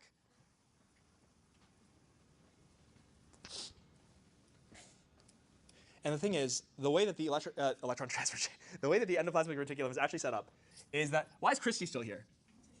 Is that it's actually a continuous series, people in the back, I'm sorry, of membranes with the nucleus. Anyone here ever been to Long Island, New York? Did you grow up on Long Island? I did. Where? What part? What part of Queens? Gotcha. Cool, cool. My best friends live in Hillside. Yeah, I moved here from New York. So, continuous with the nucleus. I was about to make a joke about the Long Island Railroad, but no one's gonna get it, so it's okay. I don't know anything about Texas public transportation, so don't ask me. I've heard that it's not great. It doesn't exist.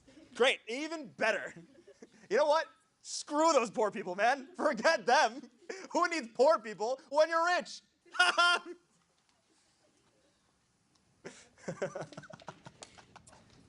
Oh, guys, we're gonna have a lot of fun here. It's like 7:30, so if you want to break the Maghrib. Huh? What time does Maghrib then go off? 7:30. Is it time for Maghrib Adhan? I need you to confirm this answer. So Maghrib Adhan went off. Okay. We will finish this and we will break for Maghrib in a bit. My fast is on you if you're wrong. The Shafi panic, so maybe you won't check it. Is there a Hanafi here? How many viewers do you have? 7:31. Okay. 29. All right, I trust you. All right, back to business. We will finish this. Take a break. Okay, study with ribosomes, blah, blah, whatever. Continues with the nucleus. So, guys, I know you're freaking out. Okay, cool, awesome, very cool. Day in the life. Continuous with the nucleus. Okay, like a train track. This is not a bacteria. This is the nucleus with the extending endoplasmic reticulum. I'm going to shorten it a little bit just because I know what's coming. I know what's coming. It's not fun. And we are going to very delicately.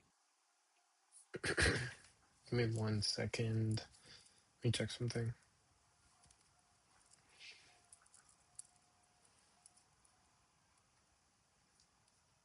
Okay, cool. Very deliberately fill it with ribosomes.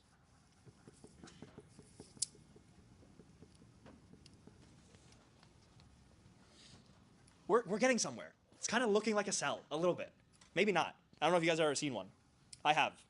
One of them used to be my roommate back in the day, so got to know him pretty well. Stupid dad jokes. Oh my god, I'm like 25. I'm actually 25. That's so sad. I can feel the arthritis. Like my meniscus just like cries out like twice a day. It's just like, oh god, why? What did I say the ribosomes were? Protein factories, right? And those protein factories exist on the which endoplasmic reticulum?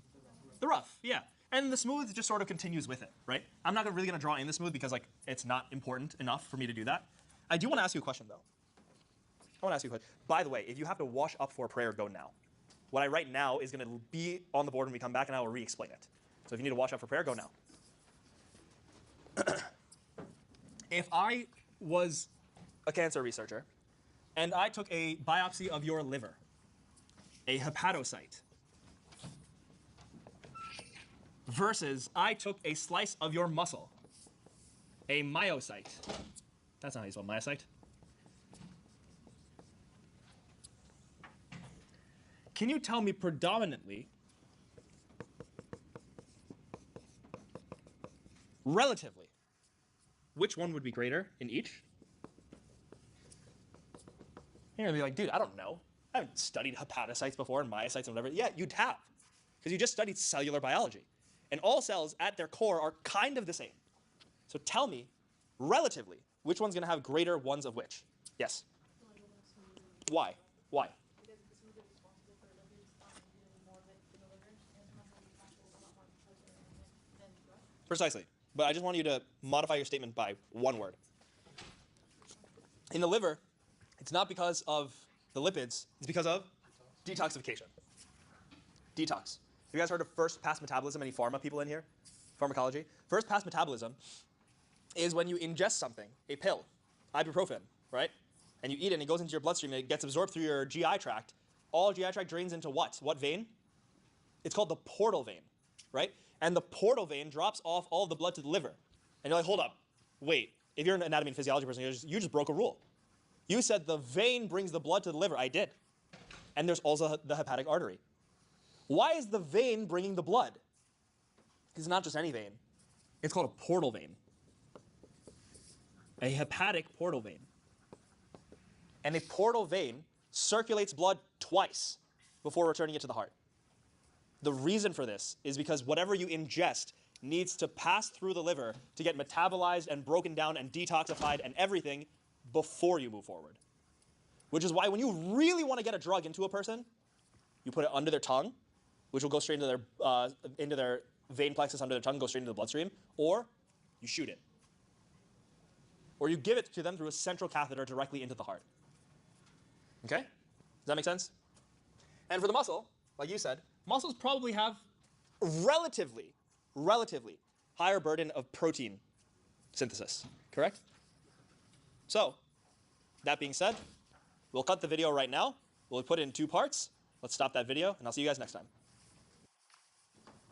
We good? Welcome back. Okay, so I decided, I think this is a good idea, and you guys tell me if you agree with me.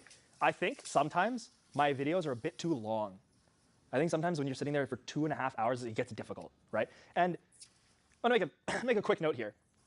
On the topic of ads, advertisements on my videos, many people message me and they say, dude, I love your videos, but there's so many ads. I will tell you a story. When I first monetized my YouTube content, I went on there and I said, you know what? Let me turn on the monetization, right? And the reason that happened is because someone reached out to me before, very close friend of mine actually. He said, dude, I was watching one of your videos and an ad came up. I didn't know you get paid. And I was like, I don't get paid. And I was like, how many ads come up? He's like, maybe once every 10 minutes or so. I was like, that's pretty frequent.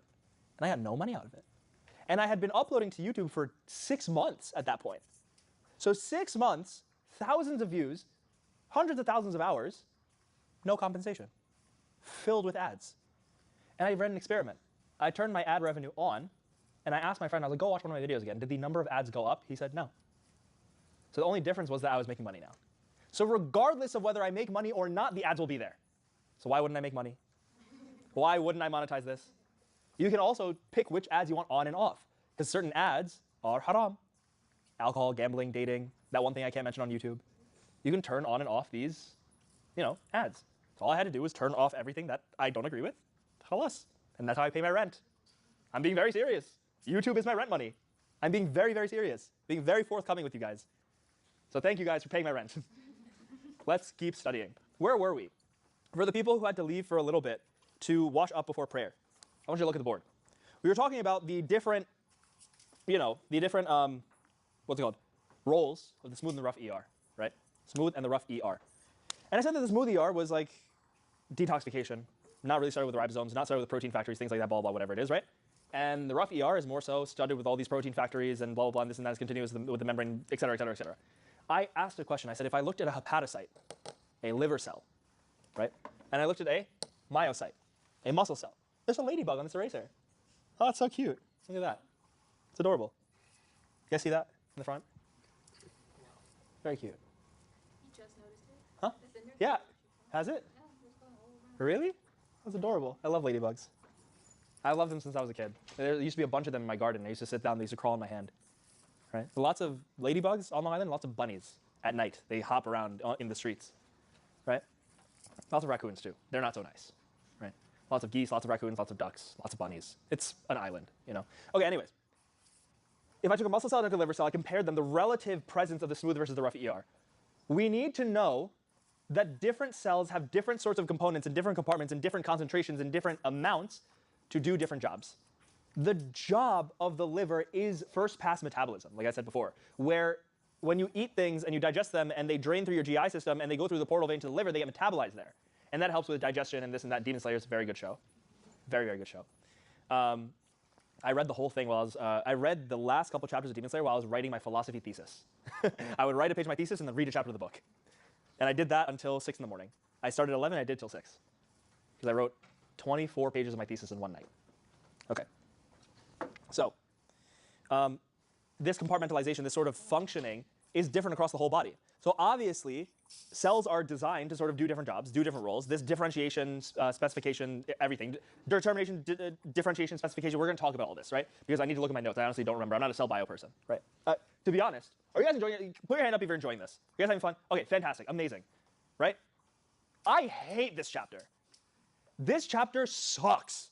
Sucks. I hate teaching this chapter. So you guys are having fun in a lecture that I hate teaching. That's a good sign for me. That's a bad sign for you. Because that means when I love teaching a lecture, it's not only going to be more enjoyable than this, but it might also be a bit more difficult. Because I'm going to be able to explain more and elaborate more and do more and this more and that more. However, I will set a rule very early on. If you need me to slow down, please speak up. The value of one student's opinion is worth more to me than my entire video. If I need to re-explain something that takes 10 minutes to re-explain, I would rather do that than please everyone else in the room. So if you need something re-explained, tell me. I am very sincerely asking, okay? Because if you leave out of here and you don't understand it, it's my fault. It's not your fault, it's my fault, okay? And I don't play that. I don't accept that for myself, okay? And if you don't want to ask in front of everyone, come ask me personally, okay? Does everyone understand that? Does everyone understand the point I was trying to make here? Very good, okay? Does anyone have a cool physiologic or anatomical abnormality about them that they're not uncomfortable sharing?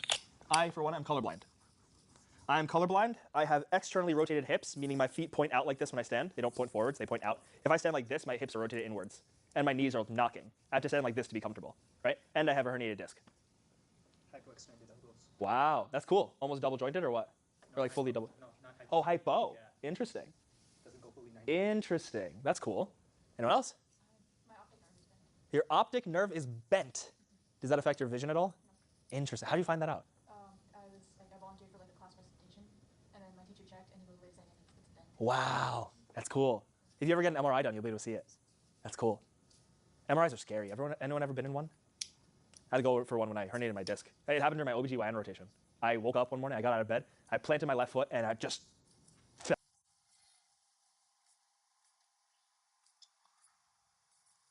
One second, guys. That's cool.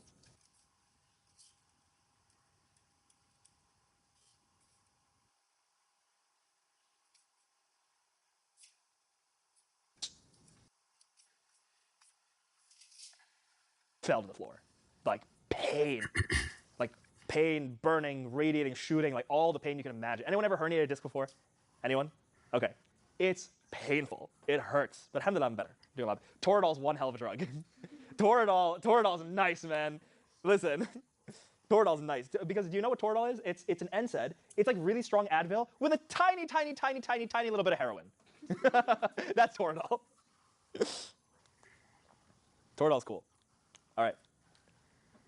Cooler things are coming. Because now we're talking about the Golgi apparatus. Oh my God. Stupid.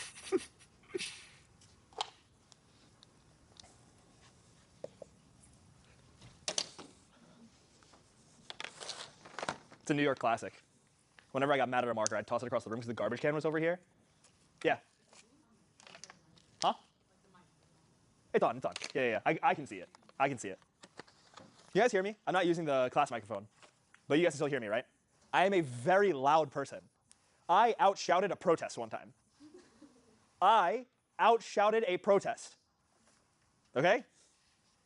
Have you guys been in New York City? Yeah. Have you guys been on like Fifth Avenue with all the skyscrapers and everything? When I shout, it echoes off the buildings. Yes, I'm a loud person. Golgi apparatus. Probably one of the coolest parts of the cell. Probably. Is this anyone's favorite part of the cell? Everyone has one. This is my favorite part of the cell. Whose favorite part of the cell is the mitochondria? You're so lame. You're so lame. You're either lame or you're a gym bro, like, or both. Definitely both. I did it for a 7th grade project once, and ever since then. Makes sense. You guys ever seen balloons when they're deflated and you stretch them out, and there's like this little bit of space inside, and you sort of like push your finger through it? That's exactly what happens with the Golgi apparatus. It's a stretched out membrane like this, and it involutes on itself. So imagine a sphere, like a soccer ball, and you flatten it, and you stretch it out. There's a tiny bit of space on the inside. And basically what you're doing is you're pushing stuff through it, and a bleb forms. And now you have a smaller sphere made of whatever the Golgi was made of, and it carries what you push through it. Does that make sense? Yes? Guys, does everyone get that visual? Yes? If not, tell me now. No? No? Okay. Thank God, because I didn't get it. You have a membrane. And as you push through the membrane, what happens is this membrane goes like this, and then goes like this, and then goes like that. And as you push through it, you ripped a piece off of it. And that piece now surrounds whatever you push through it. Does that make sense? Yeah. So think about, here. Push, push, push. And imagine I can push my whole finger through here until, pop, it comes out with a little piece of the tissue like that. That's what the Golgi does. Okay. So the Golgi apparatus is a series of membrane-bound sacs. Don't laugh. Everyone started laughing. Damn it. My mom was right. I am stupid. My mom thinks I'm brilliant. And every single time she says that, I'm just like, oh, I'm so sorry to disappoint you. I'm so dumb. Guys, you can be very academically intelligent and be a very dumb person. There are some very dumb people in medical school. I'm one of them. It holds the job of modifying synthesized proteins.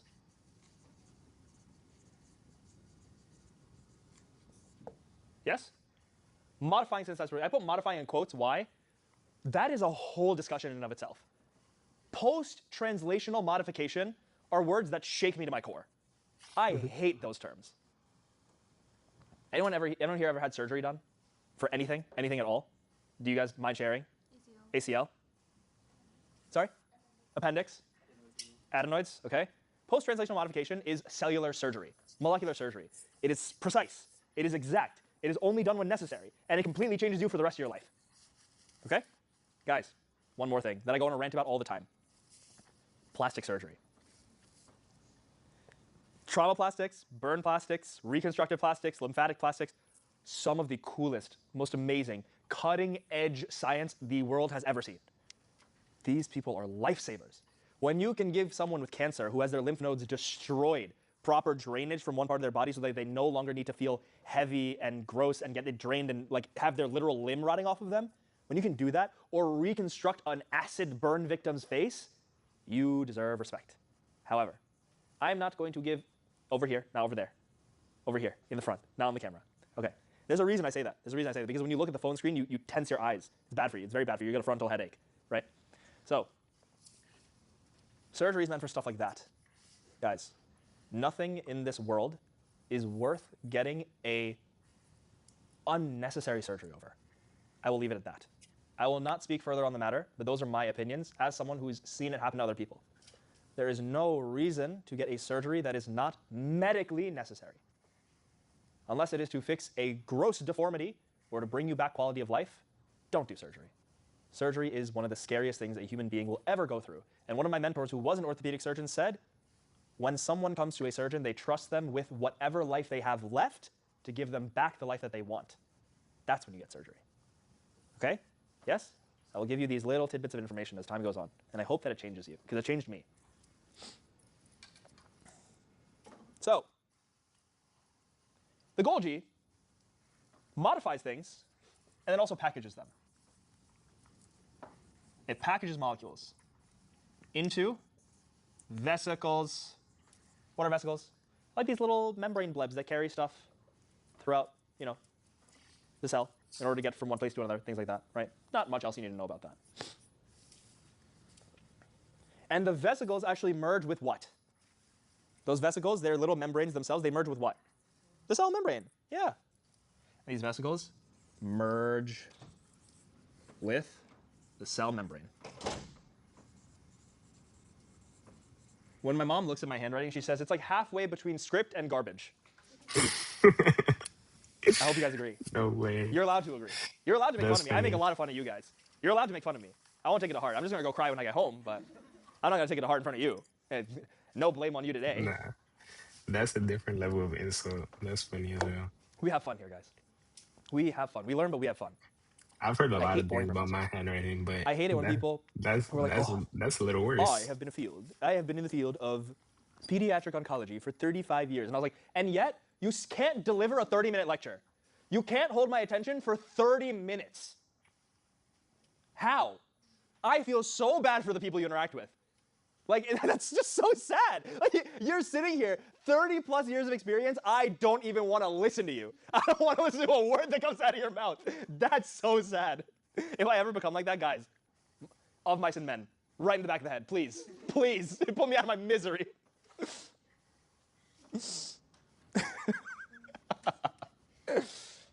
So the Golgi apparatus. What's that album that's like the cover is like that, like sound wave, like this? And then... The Arctic Monkeys. Aha! I got him. Someone check in on her. Arctic Monkeys. Yeah, I don't listen to music anymore. I used to, so I remember that album from when I used to listen to music. And then it kind of reminds me of that, like the way that the Golgi is drawn, kind of reminds me of that, like this little sound wave. All right, guys. So can someone put together a story here?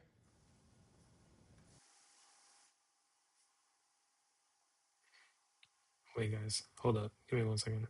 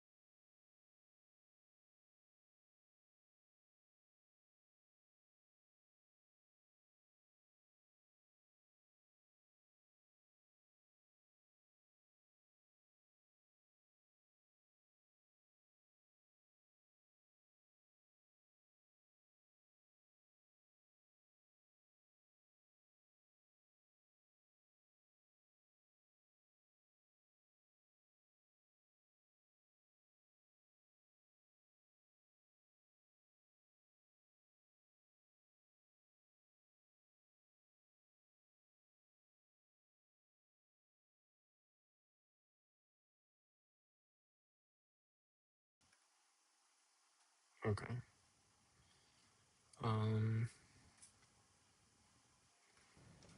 Like, what are we looking at here? It looks very simple, but we are actually looking at the basics of not the hepatic portal vein. That, I might need to call on some friends to explain. I loved hepatology. It was cool. Very cool science. Did you guys know that without your liver, your blood doesn't clot properly? Your blood doesn't clot properly. You don't detoxify drugs properly. You can't make and break down amino acids properly. You can't regulate your sugars properly. Lots of other things. The liver does everything. Literally everything. Shout out to your liver, man. Right here. It's huge, by the way. It's like that big. In Bangla, we call, if you really love someone, you call them a piece of your liver. That's what my mom calls me. Anyone here like eating liver? I love eating liver. Oh, so good. So good. Okay, this is the basics of the endomembrane system.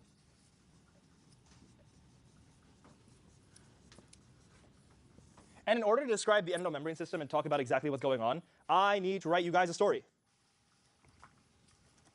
1 second.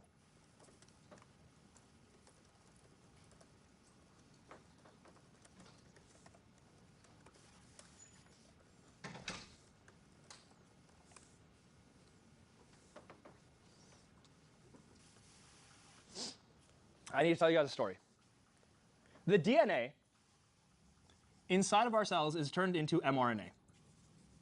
By the way, guys, if you're thinking that we're doing a lot of talking today and like over-explaining this and this and that, it's not going to be like this every time. The first lecture is always like this. If you stick it out, promise, things go a lot faster. We are spending lots of time to build a strong foundation so that in chapter 7 of Biochem, when you guys are drowning in your work and absolutely being suffocated by the work that you're doing, I don't need to re-explain how mRNA works. Okay? Stick with me. Sabrakoro, please. Right? mRNA then turns into what? Guys? Proteins. Loud. Loud. Okay?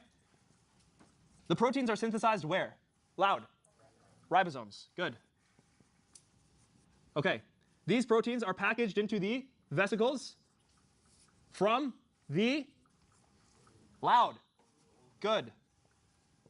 And the Golgi, these vesicles will fuse with the membrane. From the DNA to the RNA to the proteins to the vesicles to the membrane. This pathway actually draws a straight line. We have DNA, turns into mRNA. This mRNA hits the ribosome, gets turned into a protein. This protein travels up, hits the Golgi, gets modified, moves, gets packaged into a vesicle. That vesicle fuses with the membrane and exits out, and the protein leaves the cell. This is known as two things. Endomembrane transport, number one, through the endomembrane system. And number two, that last step is known as exocytosis. The process by which something inside the cell will leave the cell. And the way that that happens is this. Very interesting. You have the double membrane. When I draw a membrane, think double membrane, okay? You have the double membrane, you have a double membrane of a vesicle. Those two membranes are functionally what? The same. Say it. Functionally the same. As this membrane approaches this one, you get a closeness and a closeness until they touch. And remember, these membranes are functionally the same. So this membrane can actually open up into this one and open up a little bit. And the protein's in here. And when this membrane is pushing, it's able to just, can you guys imagine sliding these pieces out of the way? Just, and it opens up, and this membrane becomes just part of that one, and the protein gets pushed out, like a little, that.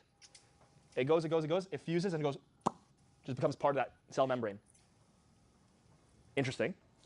We said that they were functionally the same, so realistically and thoughtfully, it makes sense. It's logical that those membranes can fuse, but if we keep doing this over and over and over again for every protein that we make that's being sent out of the body, isn't the cell membrane just going to get huge? How do we compensate for that? This is exocytosis. There must be endocytosis, where the same thing happens from the outside. Guys, I have the picture up here for a reason. I didn't erase it. Imagine this pushing in, just like we did with the Golgi, ripping through it, and closing up, and closing up, and coming in. Exo and endocytosis. Okay? One of them has a vesicle from the inside that it sends out, and one of them takes the cell membrane and makes a new vesicle with the material, because the cell membrane and the vesicle membrane are one and the same.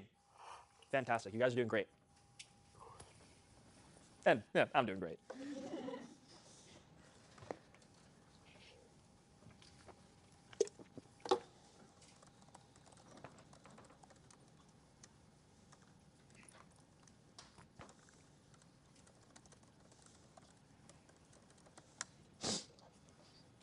I'm having a great time here, guys. To be honest, you can ask them. I was very nervous before I came here. I have not taught in this fashion in a very long time. I'm very, very happy that it's going this way. And I'm glad that you guys are enjoying it. And even if you're lying to me, I'm glad that you're lying to me. I used to spend a little bit of time talking about peroxisomes. And honestly, not super important. But I do want you to keep in mind that hydrogen peroxide has a specific function within the cell. That hydrogen peroxide as a disinfectant, as an antimicrobial, as a radical that is able to sort of just absolutely wreak havoc on things inside and outside the body and things like that, which is why you pour hydrogen peroxide on a wound to get rid of all the stuff, all the bad stuff, etc. This is naturally antibiotic, antiviral, anti-everything bad. Peroxisomes can help with the destruction of those sorts of nasty compounds inside the body. And what is hydrogen peroxide? Okay, peroxide, right? Is anyone very astute at general chemistry? Anyone? Anyone, chemistry whiz? Because I'll tell you one thing. I am. All right. Peroxide is O2 2 minus. Do not ask me how that happens. Do not. OK, fine, I'll tell you.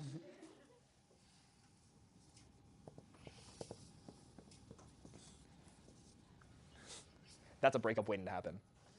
That's crazy. That is nuts, right? That's ridiculous. Because both of them would want nothing more than to have a double bond right there, correct? Yes? You guys remember from general chemistry? What happens if this guy picks up a proton and that guy picks up a proton? Be very deliberate when you draw molecules. Be deliberate. Everything I do is for a reason. Is their problem solved? Not really, because that tug of war on the middle bond is still happening. Oxygen single bonded to oxygen is like, they're playing at it. They really want to rip that thing apart, right? And eventually it does happen. Single arrow, not a double arrow. What do I mean by double arrow? This is a double arrow. This is a single arrow. It's called a fish hook, right? The difference is huge. This means one electron. And big electron bubble right there. 2 hydroxide radicals that can rip almost anything apart.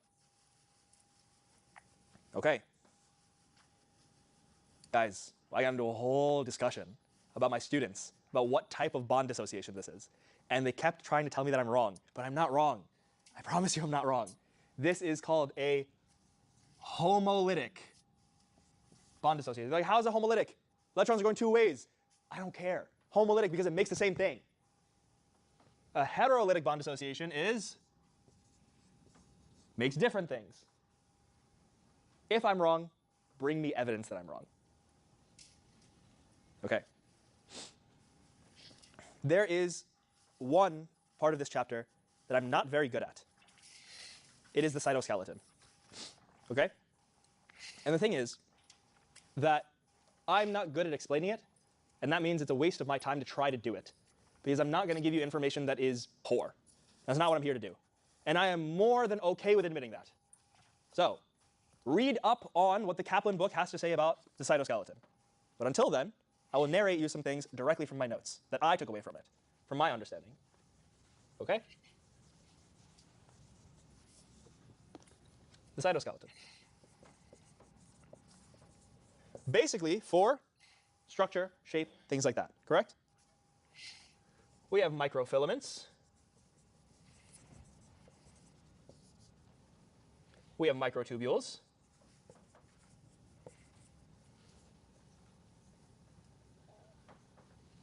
We have intermediate filaments.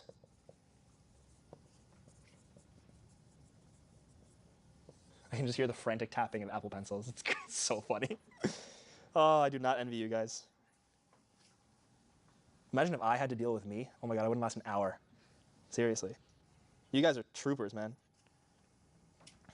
Microfilaments are made of actin. One of my favorite museums is the MFA. The MFA, I've been in Boston, I've been in Philadelphia, and I've been in Houston. Is there one in Dallas? I don't know. The MFA.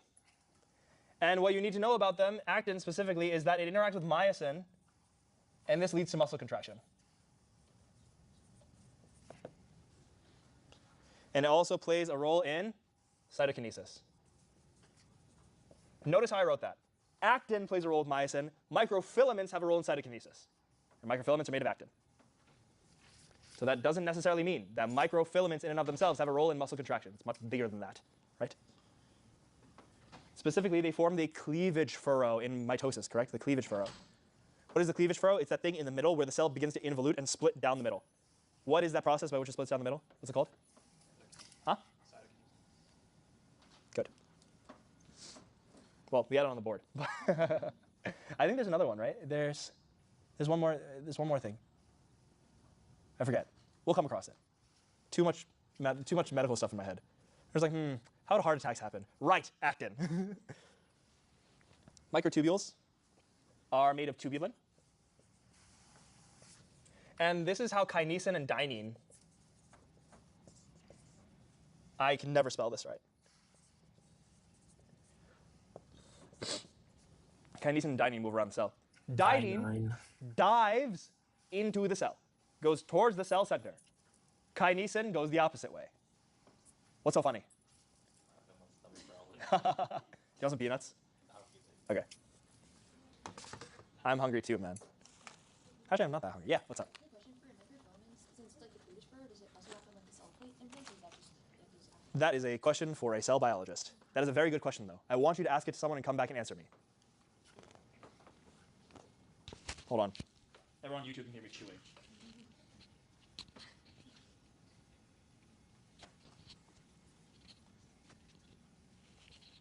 If you have a cell, and you have a cell center, and you have a railroad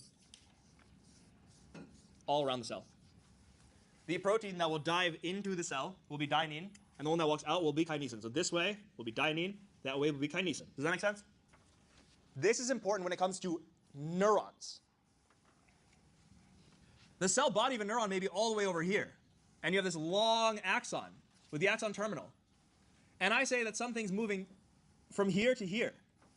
And you may say, oh, we're going out from the center of the cell. Center of the cell's right here. No. Cell body's right here. That's still moving towards the cell body. I don't care if you're here or here. The cell body's in one place. Kinesin will move away from the cell body, and dynein will move towards. Is that understood? Cilia and flagella are also made of microtubules. Flagella are some of the coolest things ever.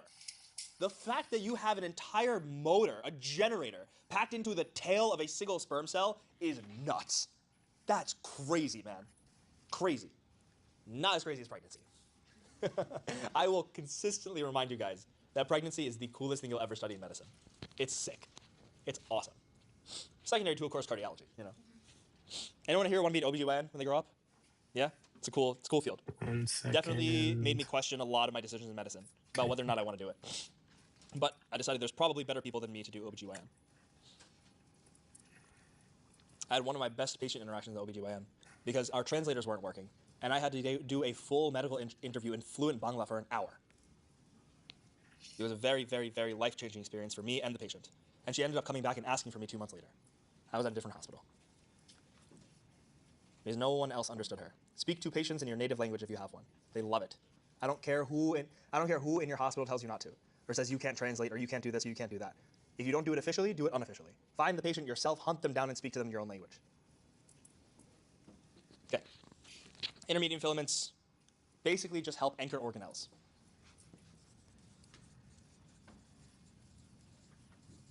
By the way, I know we said until 9. We will more than likely go over time many times.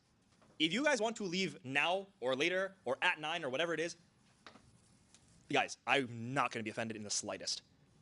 I am here to teach. I do not care how long it takes. I couldn't care less.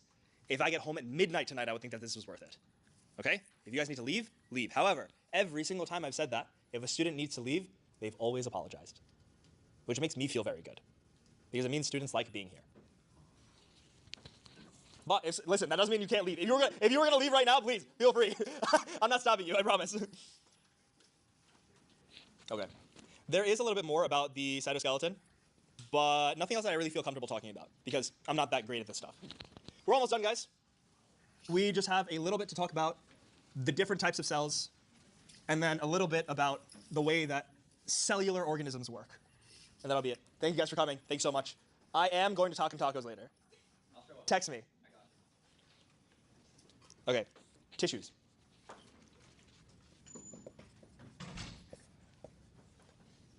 Epithelial. Endothelial.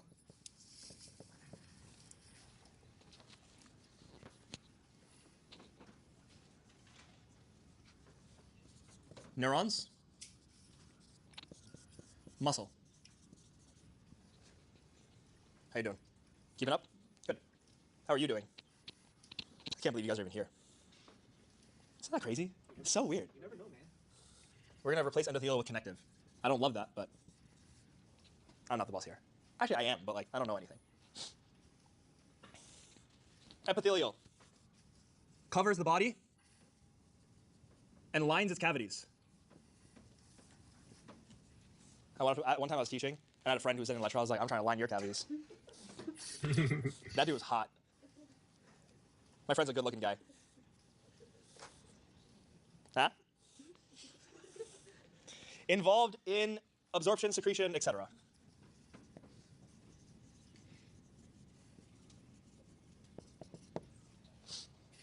I like it when students laugh. That's good. It helps you remember things. These things connect to the basement membrane, which is basically just the stuff that sort of connects everything together, which is why it's part of connective tissue. But more importantly, these are the cells that usually make up a very specific set of cells known as the parenchyma. The parenchyma, or the parenchyma, which is basically just the active portion of an organ. If you're talking about the liver parenchyma, it's the stuff that is able to do the stuff that the liver does. If you're talking about the brain parenchyma, it's the neurons and the tissues that generate the signals. If you're talking about the thyroid parenchyma, they make the thyroid T3, T4, the hormones, correct? You guys getting that? Good. There are numbers of layers, and you guys have learned this extensively. So I'm not going to draw the diagram like I normally do. We have simple, single layer, epithelium, right? We have stratified, multiple layers, and pseudo-stratified. So they're kind of laying on top of one another. They look like taller, shorter than one another, but it's not really like that, right? Does anyone know where in the body we find transitional cell epithelium? It's a trivia. It's one specific part of the body where we find transitional cell epithelium. There is, hey, you got it, the bladder. Yeah, very good. That is where transitional cell carcinoma comes from. Anyone here worked in a urology office?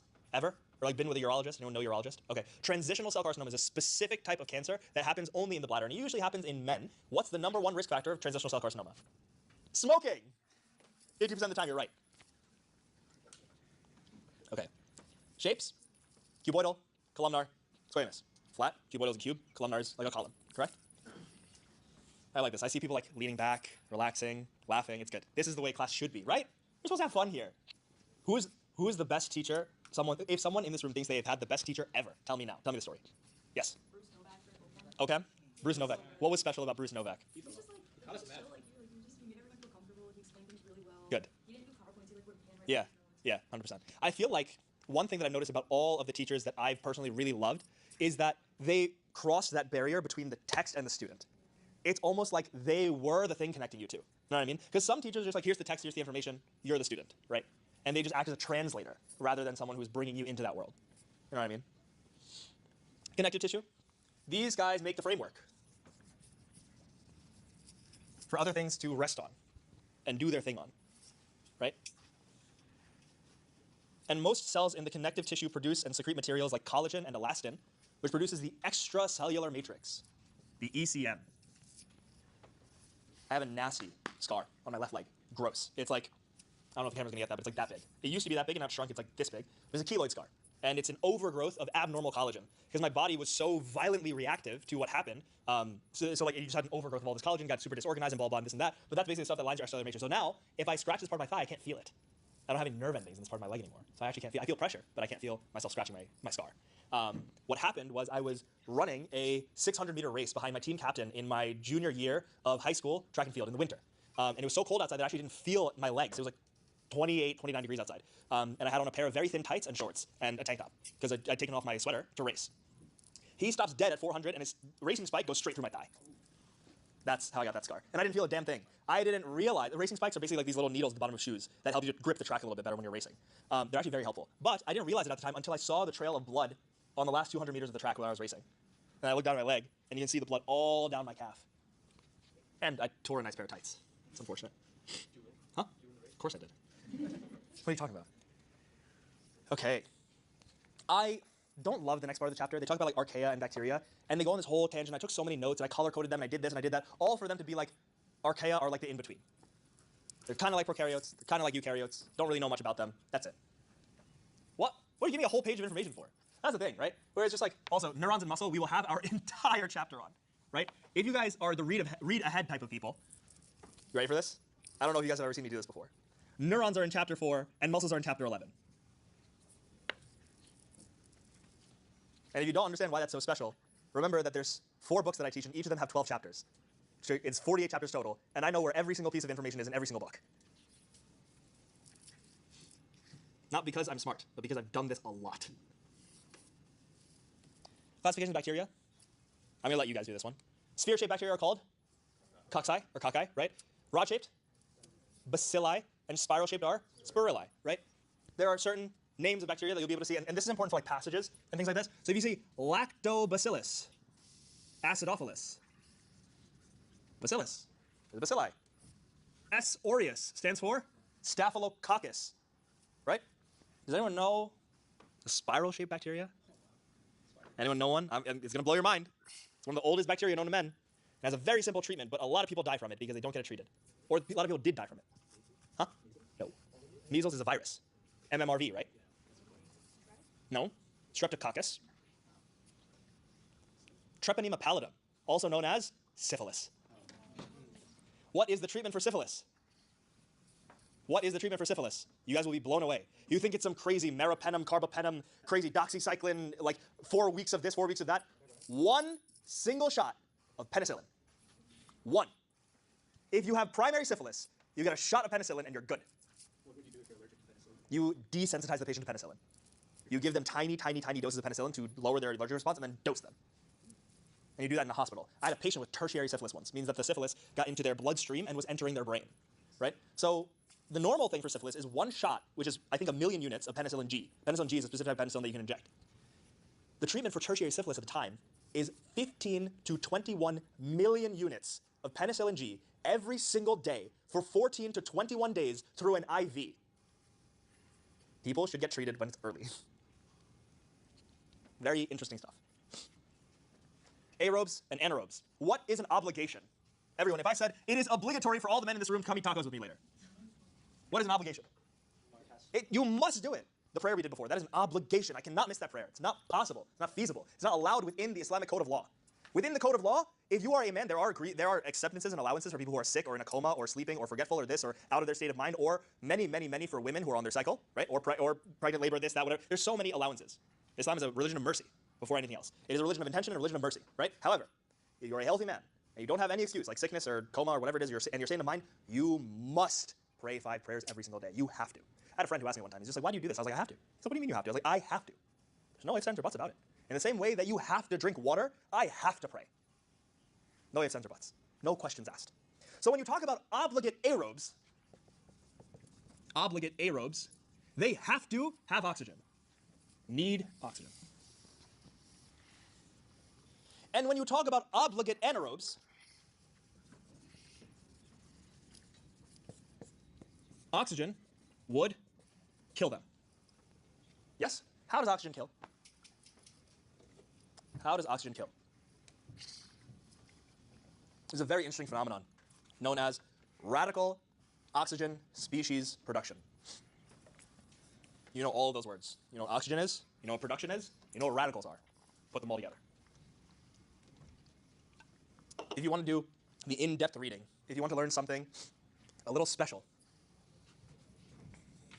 look up reperfusion injury. And you guys will see just how toxic oxygen can be. Not to breathe, but you know. A facultative anaerobe will swap to anaerobic processes when they are beneficial. Give me an example of a facultative anaerobe. Oh, you're looking at one. You're looking at a facultative anaerobe. I am currently undergoing anaerobic respiration. If you put a noose around my neck and made me run a marathon, my muscles would swap. Aerotolerant anaerobes.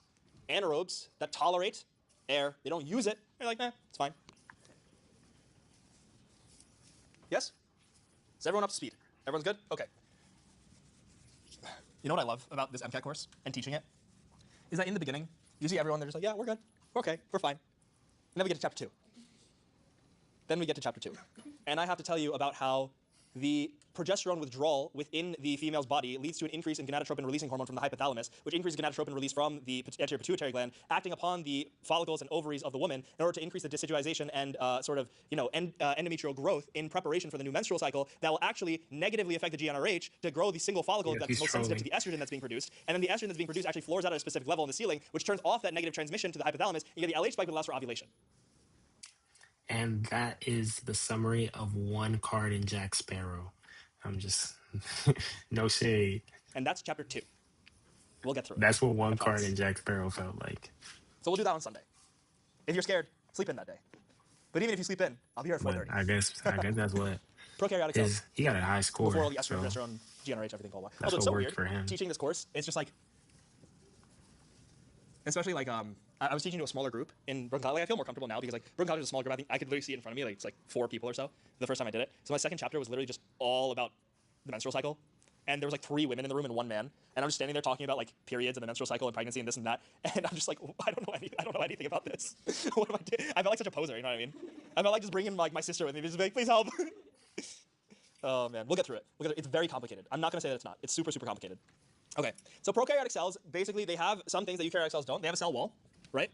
And this cell wall either has a thick or a thin peptidoglycan layer.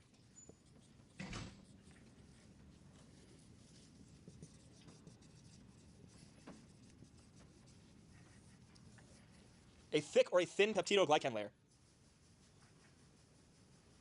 Okay?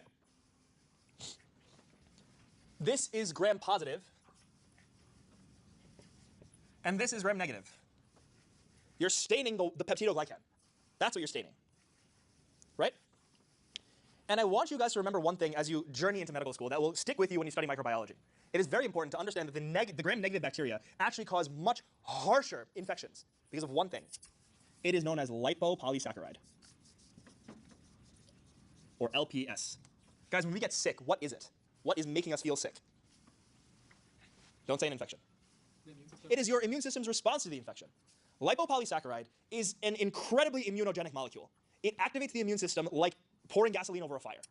So your immune system lights up and flares up, and your blood pressure drops, and your heart rate goes up, and your temperature spikes, and you feel like crap. Now I'm talking about very severe infection. I'm talking about sepsis. Sepsis is a very specific term. I don't use that lightly. Okay? These prokaryotic cells often have flagella. There's a beautiful diagram of the flagella in chapter 1 of the Kaplan book. You can look at it. And what happens is that the filament of the flagella, and the tip of the flagella, is able to rotate in such a way from the basal body, right? The basal body generates such a force that it whips around, and because of the long arm, the moment arm. Okay, guys, sometimes I just wanna let me look something up and then I'll explain what I looked up.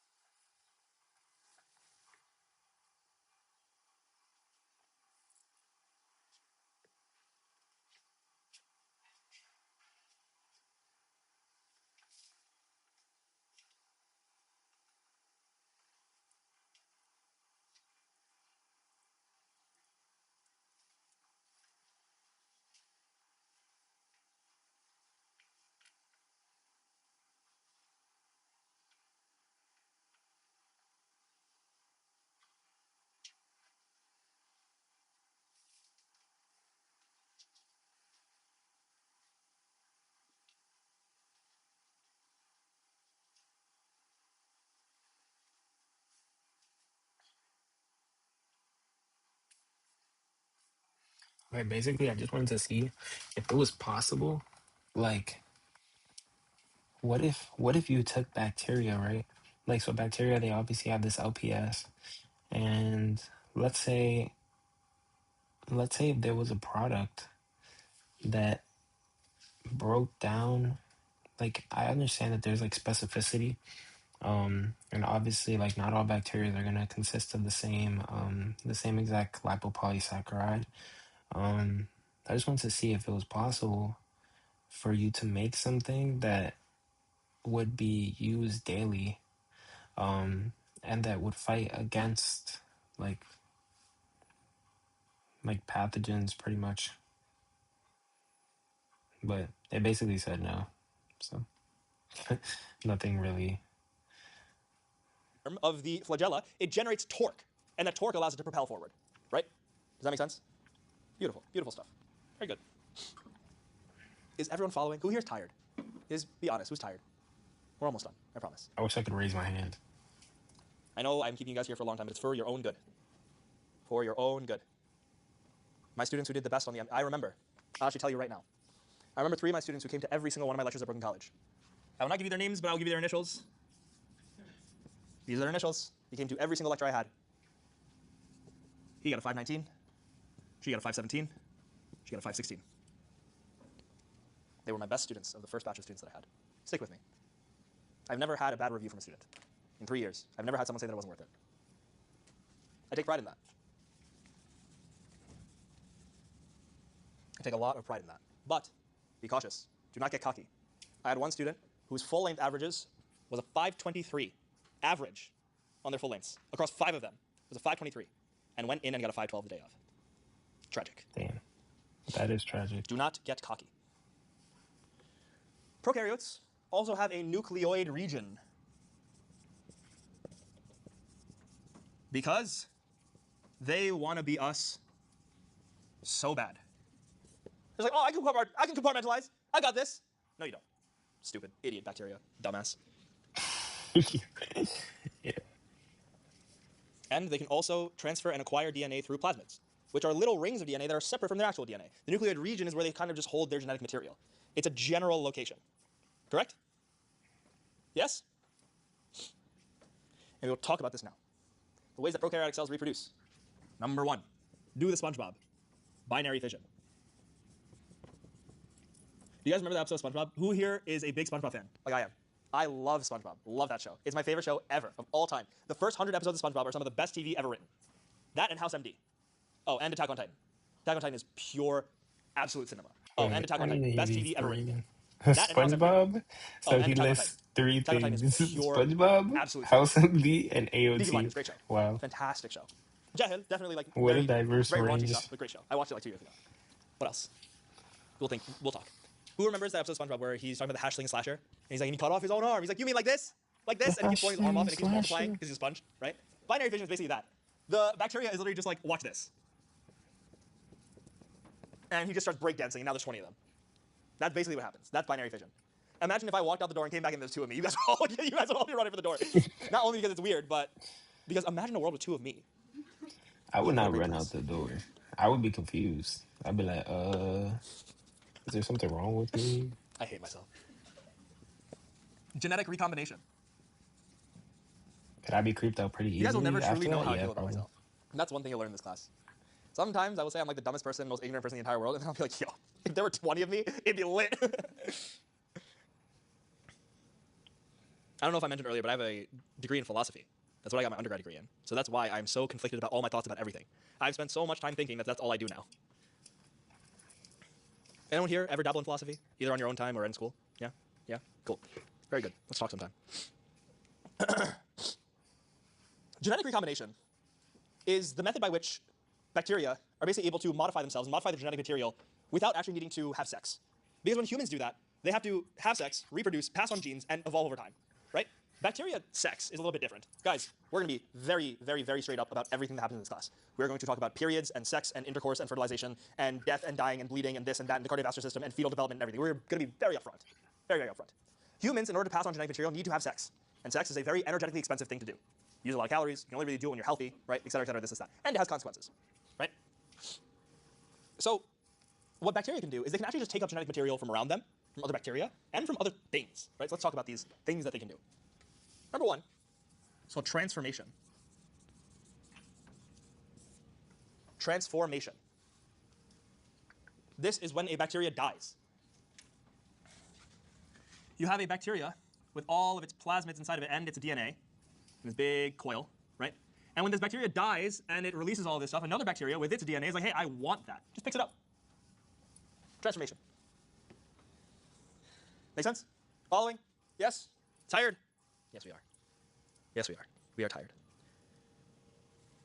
I got to school at 8 a.m. this morning. I have not taken a break since. I am also tired. I'm right there with you. I am your friend.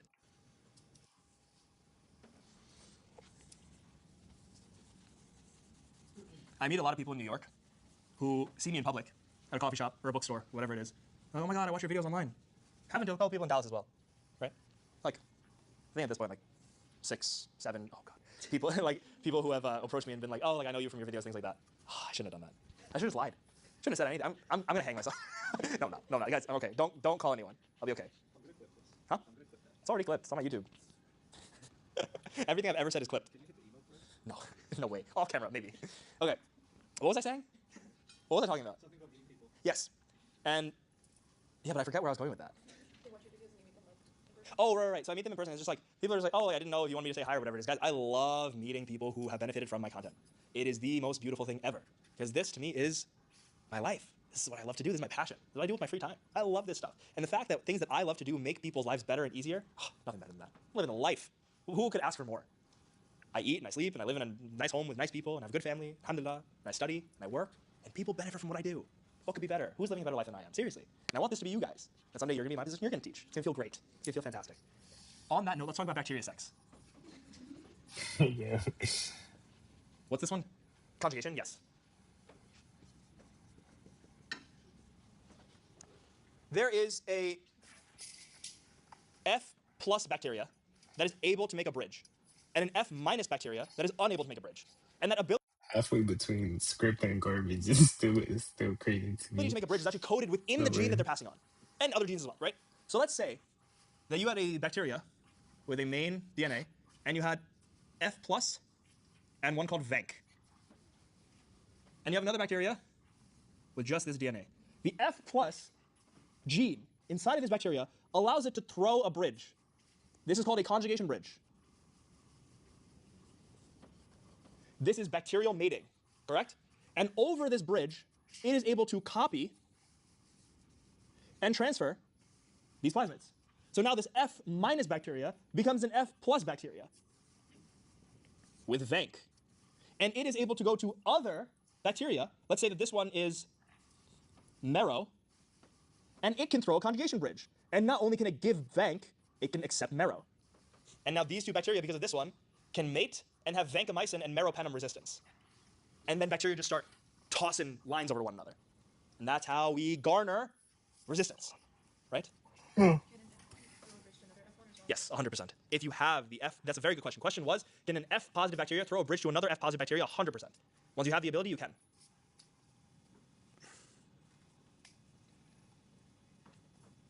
Okay. We are going to go a little bit over time. If you guys need to leave, it is almost 9 o'clock. If you guys have a long commute home, please go home.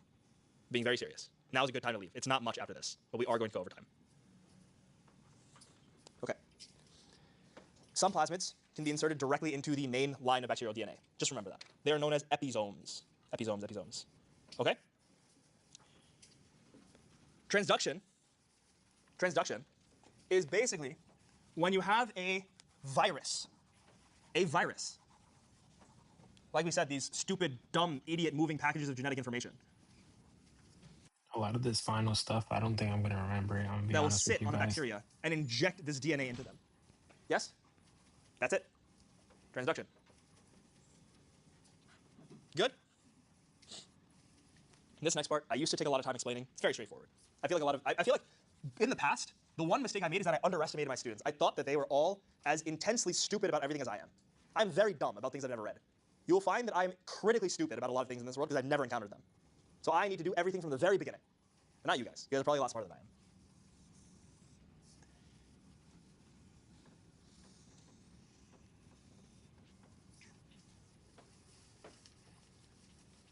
What is this?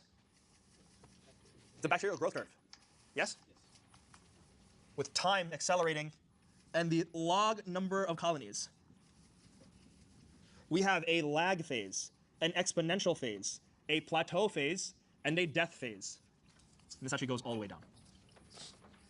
Bacteria are grown in an environment with limited resources. If you don't let resources into an environment, everyone's going to die. I will say that again. If you do not let food and resources into an environment, everyone will die. Okay?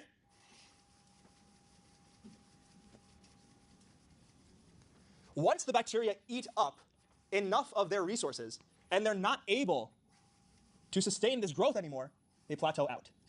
Because the rate of growth equals the rate of death. The ones that grow, they eat. The ones that die, die. and it happens at an equal rate. We've reached an equilibrium here. This is a very beautiful example of biological equilibrium. We always talk about chemical equilibrium. This is biological equilibrium. But once they've established themselves, boom. Takes a little bit of time, but boom, right? And once they've plateaued, they eat through all their resources, and they die. Okay? Very straightforward. Anyone need that explained? Cool. Viruses and subviral particles. Good thing I still have a picture of a virus right here. I don't love it. We'll do it again.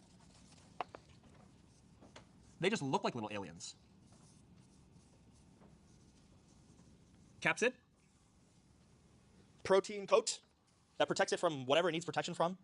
Idiots. Some envelope of lipids that you see over there. And just some genetic material. Could be circular, linear, single-stranded, double-stranded, RNA, DNA. They don't care. They do not care. Right? Someone named me a very famous virus from the past 100 years. COVID.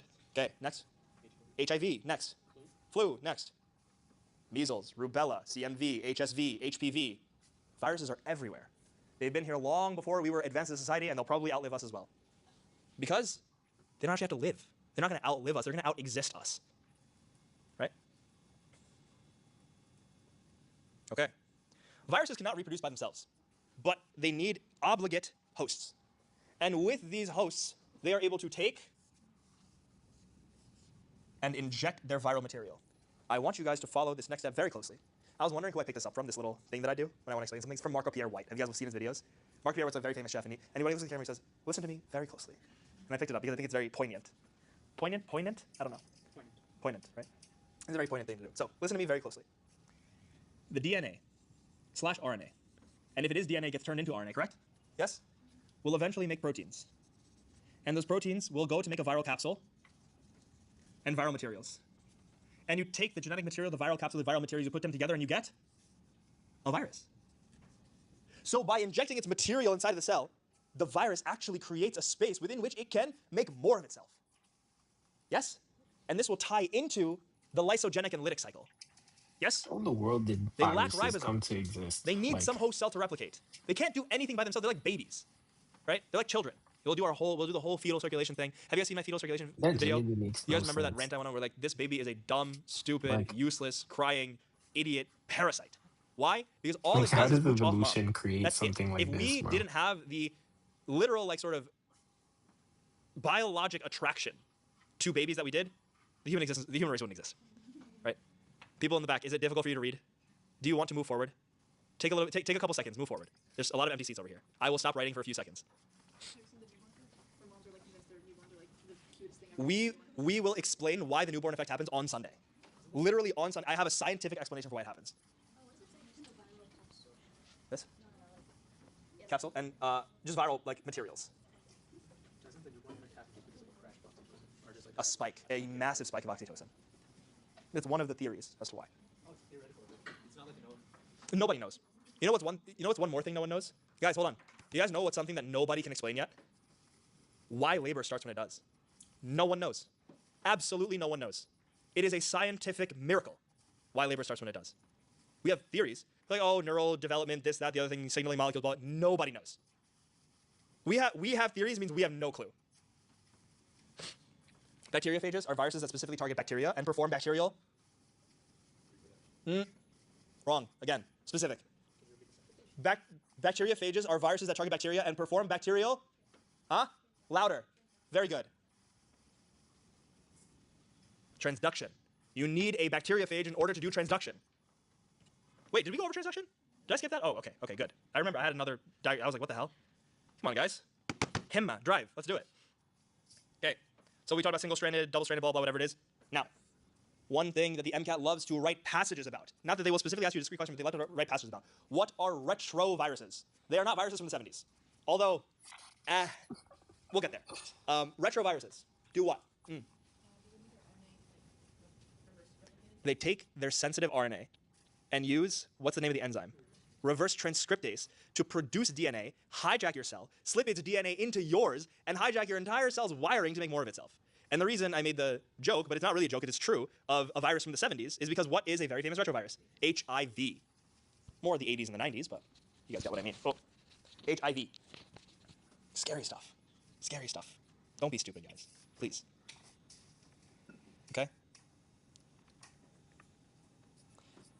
I want someone to make a note that we will speak about, you know what?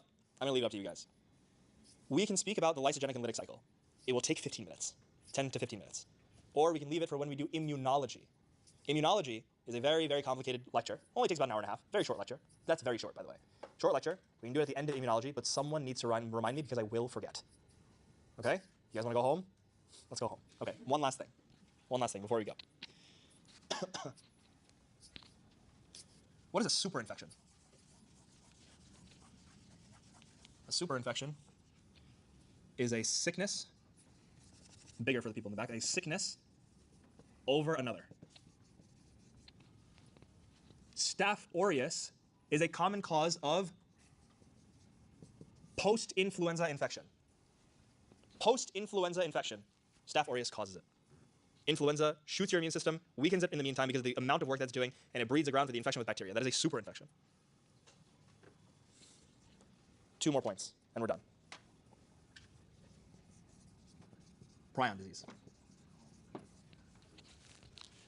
What is the most common prion disease that you read about in medical literature? Creutzfeldt-Jakob disease. Creutzfeldt-Jakob disease. It is known as CJD. Creutzfeldt-Jakob disease is a prion disease. What is a prion? A prion is a misfolded protein. It folds incorrectly. And when it encounters other proteins, it causes the proteins to misfold incorrectly in the same way as itself. And it hits other proteins and it does the same thing. And it hits other proteins and it does the same thing. And they stack and they stack and they stack and they stack and they stack until they block up your body. Creutzfeldt-Jakob disease is incurable and 100% fatal. It is a brain disease. It causes a massive, rapidly progressing dementia. And there's 2 paths by which it can happen. Spontaneous, meaning it just happens. Exceedingly rare. Exceedingly, exceedingly, exceedingly rare. Right? I have heard of neurology attendings who've been working for decades who've seen 1 case. Or ingestion of the prion. Undercooked meats, eating brains, eating humans. Don't do that. Don't put yourself at risk. And one last thing. Oh, I'm tired too, guys. Viroids or whatever it is. I don't know. Viroids, I forgot. I can't even read my own handwriting. Yeah. Viroids. Yeah. He's never beating these allegations. They are tiny viruses. And they infect plants. We do not care about plants. You do for a biology degree for whatever reason. You do like plant bio. But we don't care about plants. Not here. Any questions? Thank you guys so much for coming and listening. And I hope that you benefited from today's lecture. I will see you all. All right, guys. It has been a 3-hour-long stream. I'm not sure if I'm gonna start the stream again later. Pretty much we did, to summarize, we did maybe like 27 cards. Not too much, because yesterday we kind of split one day into 2. One of these 2 days was supposed to be a rest day, but obviously I didn't do a rest day. We've done, this is like we're on hour 3 pretty much. Now we just have to, what's it called? We have to,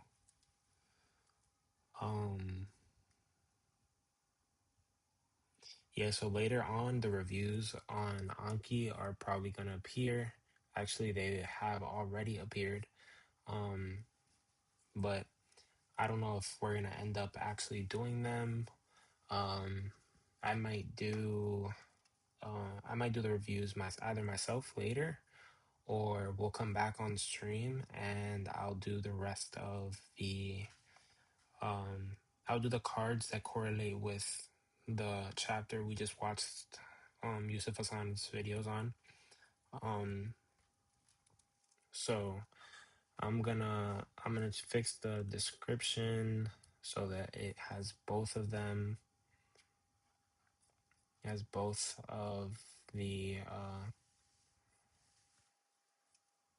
has both of the links.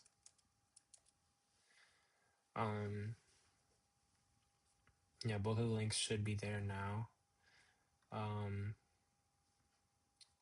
So I'll probably start, if I start it again later, I'll call it like number 5, like 10.5, day 10.5. It just depends on how I'm feeling later. I think honestly, like longest stream, probably the least amount done, but I think honestly from now from like moving forward, this is probably going to be what we have to do. I don't think we're really going to have much of a choice. Just so that we're progressing and we're progressing at a good pace, and we have actually like a background knowledge before entering the review of our Anki. That like I think this might be the only way that we're actually going to get through it in a reasonable amount of time, because we have taken pretty much maybe like something like 2 hours. We watched the videos for 2 hours, and then I'm hoping that when we do the cards on the cell, it's actually understandable and we can get through it faster because we watched this video. Obviously, it might be more beneficial to do the cards right after, but where I think it's better if I just cut the video now, we'll take a break of either a couple hours or a day, and we just continue tomorrow. We'll do the or tonight doing the corresponding cards. I'd need to do some research also on what the best methodology is for UWorld, like seeing, because I know like a lot of people say do UWorld while you're studying. There's no reason why you shouldn't be doing. They say like you shouldn't. There's no reason you shouldn't be doing it simultaneously. But I need to figure out a way to manage the time better so that you see, because right now we're at 3 hours, right? In And I just keep comparing it to before when I used to be doing the closed cards. When I was doing the closed cards, it was insanity because I would do like maybe like 7 hours of studying, and in those 7 hours, I would get through probably like 250, maybe 250, somewhere between 200 to 250 cards. So for me to be taking 4 hours to do maybe like 50 cards is like terrible in my opinion. So I don't know. I might also see if there's a better way to manage physics and chemistry and see if there's like a faster way to go about it. It's obviously a lot more equation based. There's going to be some stuff that obviously I don't know, but maybe it's better for me to just look it up after and maybe only memorize the equations, and maybe that just might be more efficient and I might get more out of that. I'm not too sure though, so that's why I said I'm gonna do some research, and probably by the time that I start physics and organic chemistry, like those two specifically, because I think organic chemistry, if you look it up, I think it says you look it up and like do the math, it only ends up being like maybe like 5% of the total test. So it's not worth like a lot of points at all. So obviously the score is to get as high as possible, but I don't know. I don't know if I care that much, if I'm being honest with you. So yeah, we just need to, I don't know, we need to do our best and see how that goes. So all right, so I'll see everyone later or tomorrow, and I hope everyone has a nice rest of your day. This was probably our earliest stream in literally ever. So have a nice rest of your day, your evening, your afternoon, your night, morning, any other parts of the day that you want to make up. And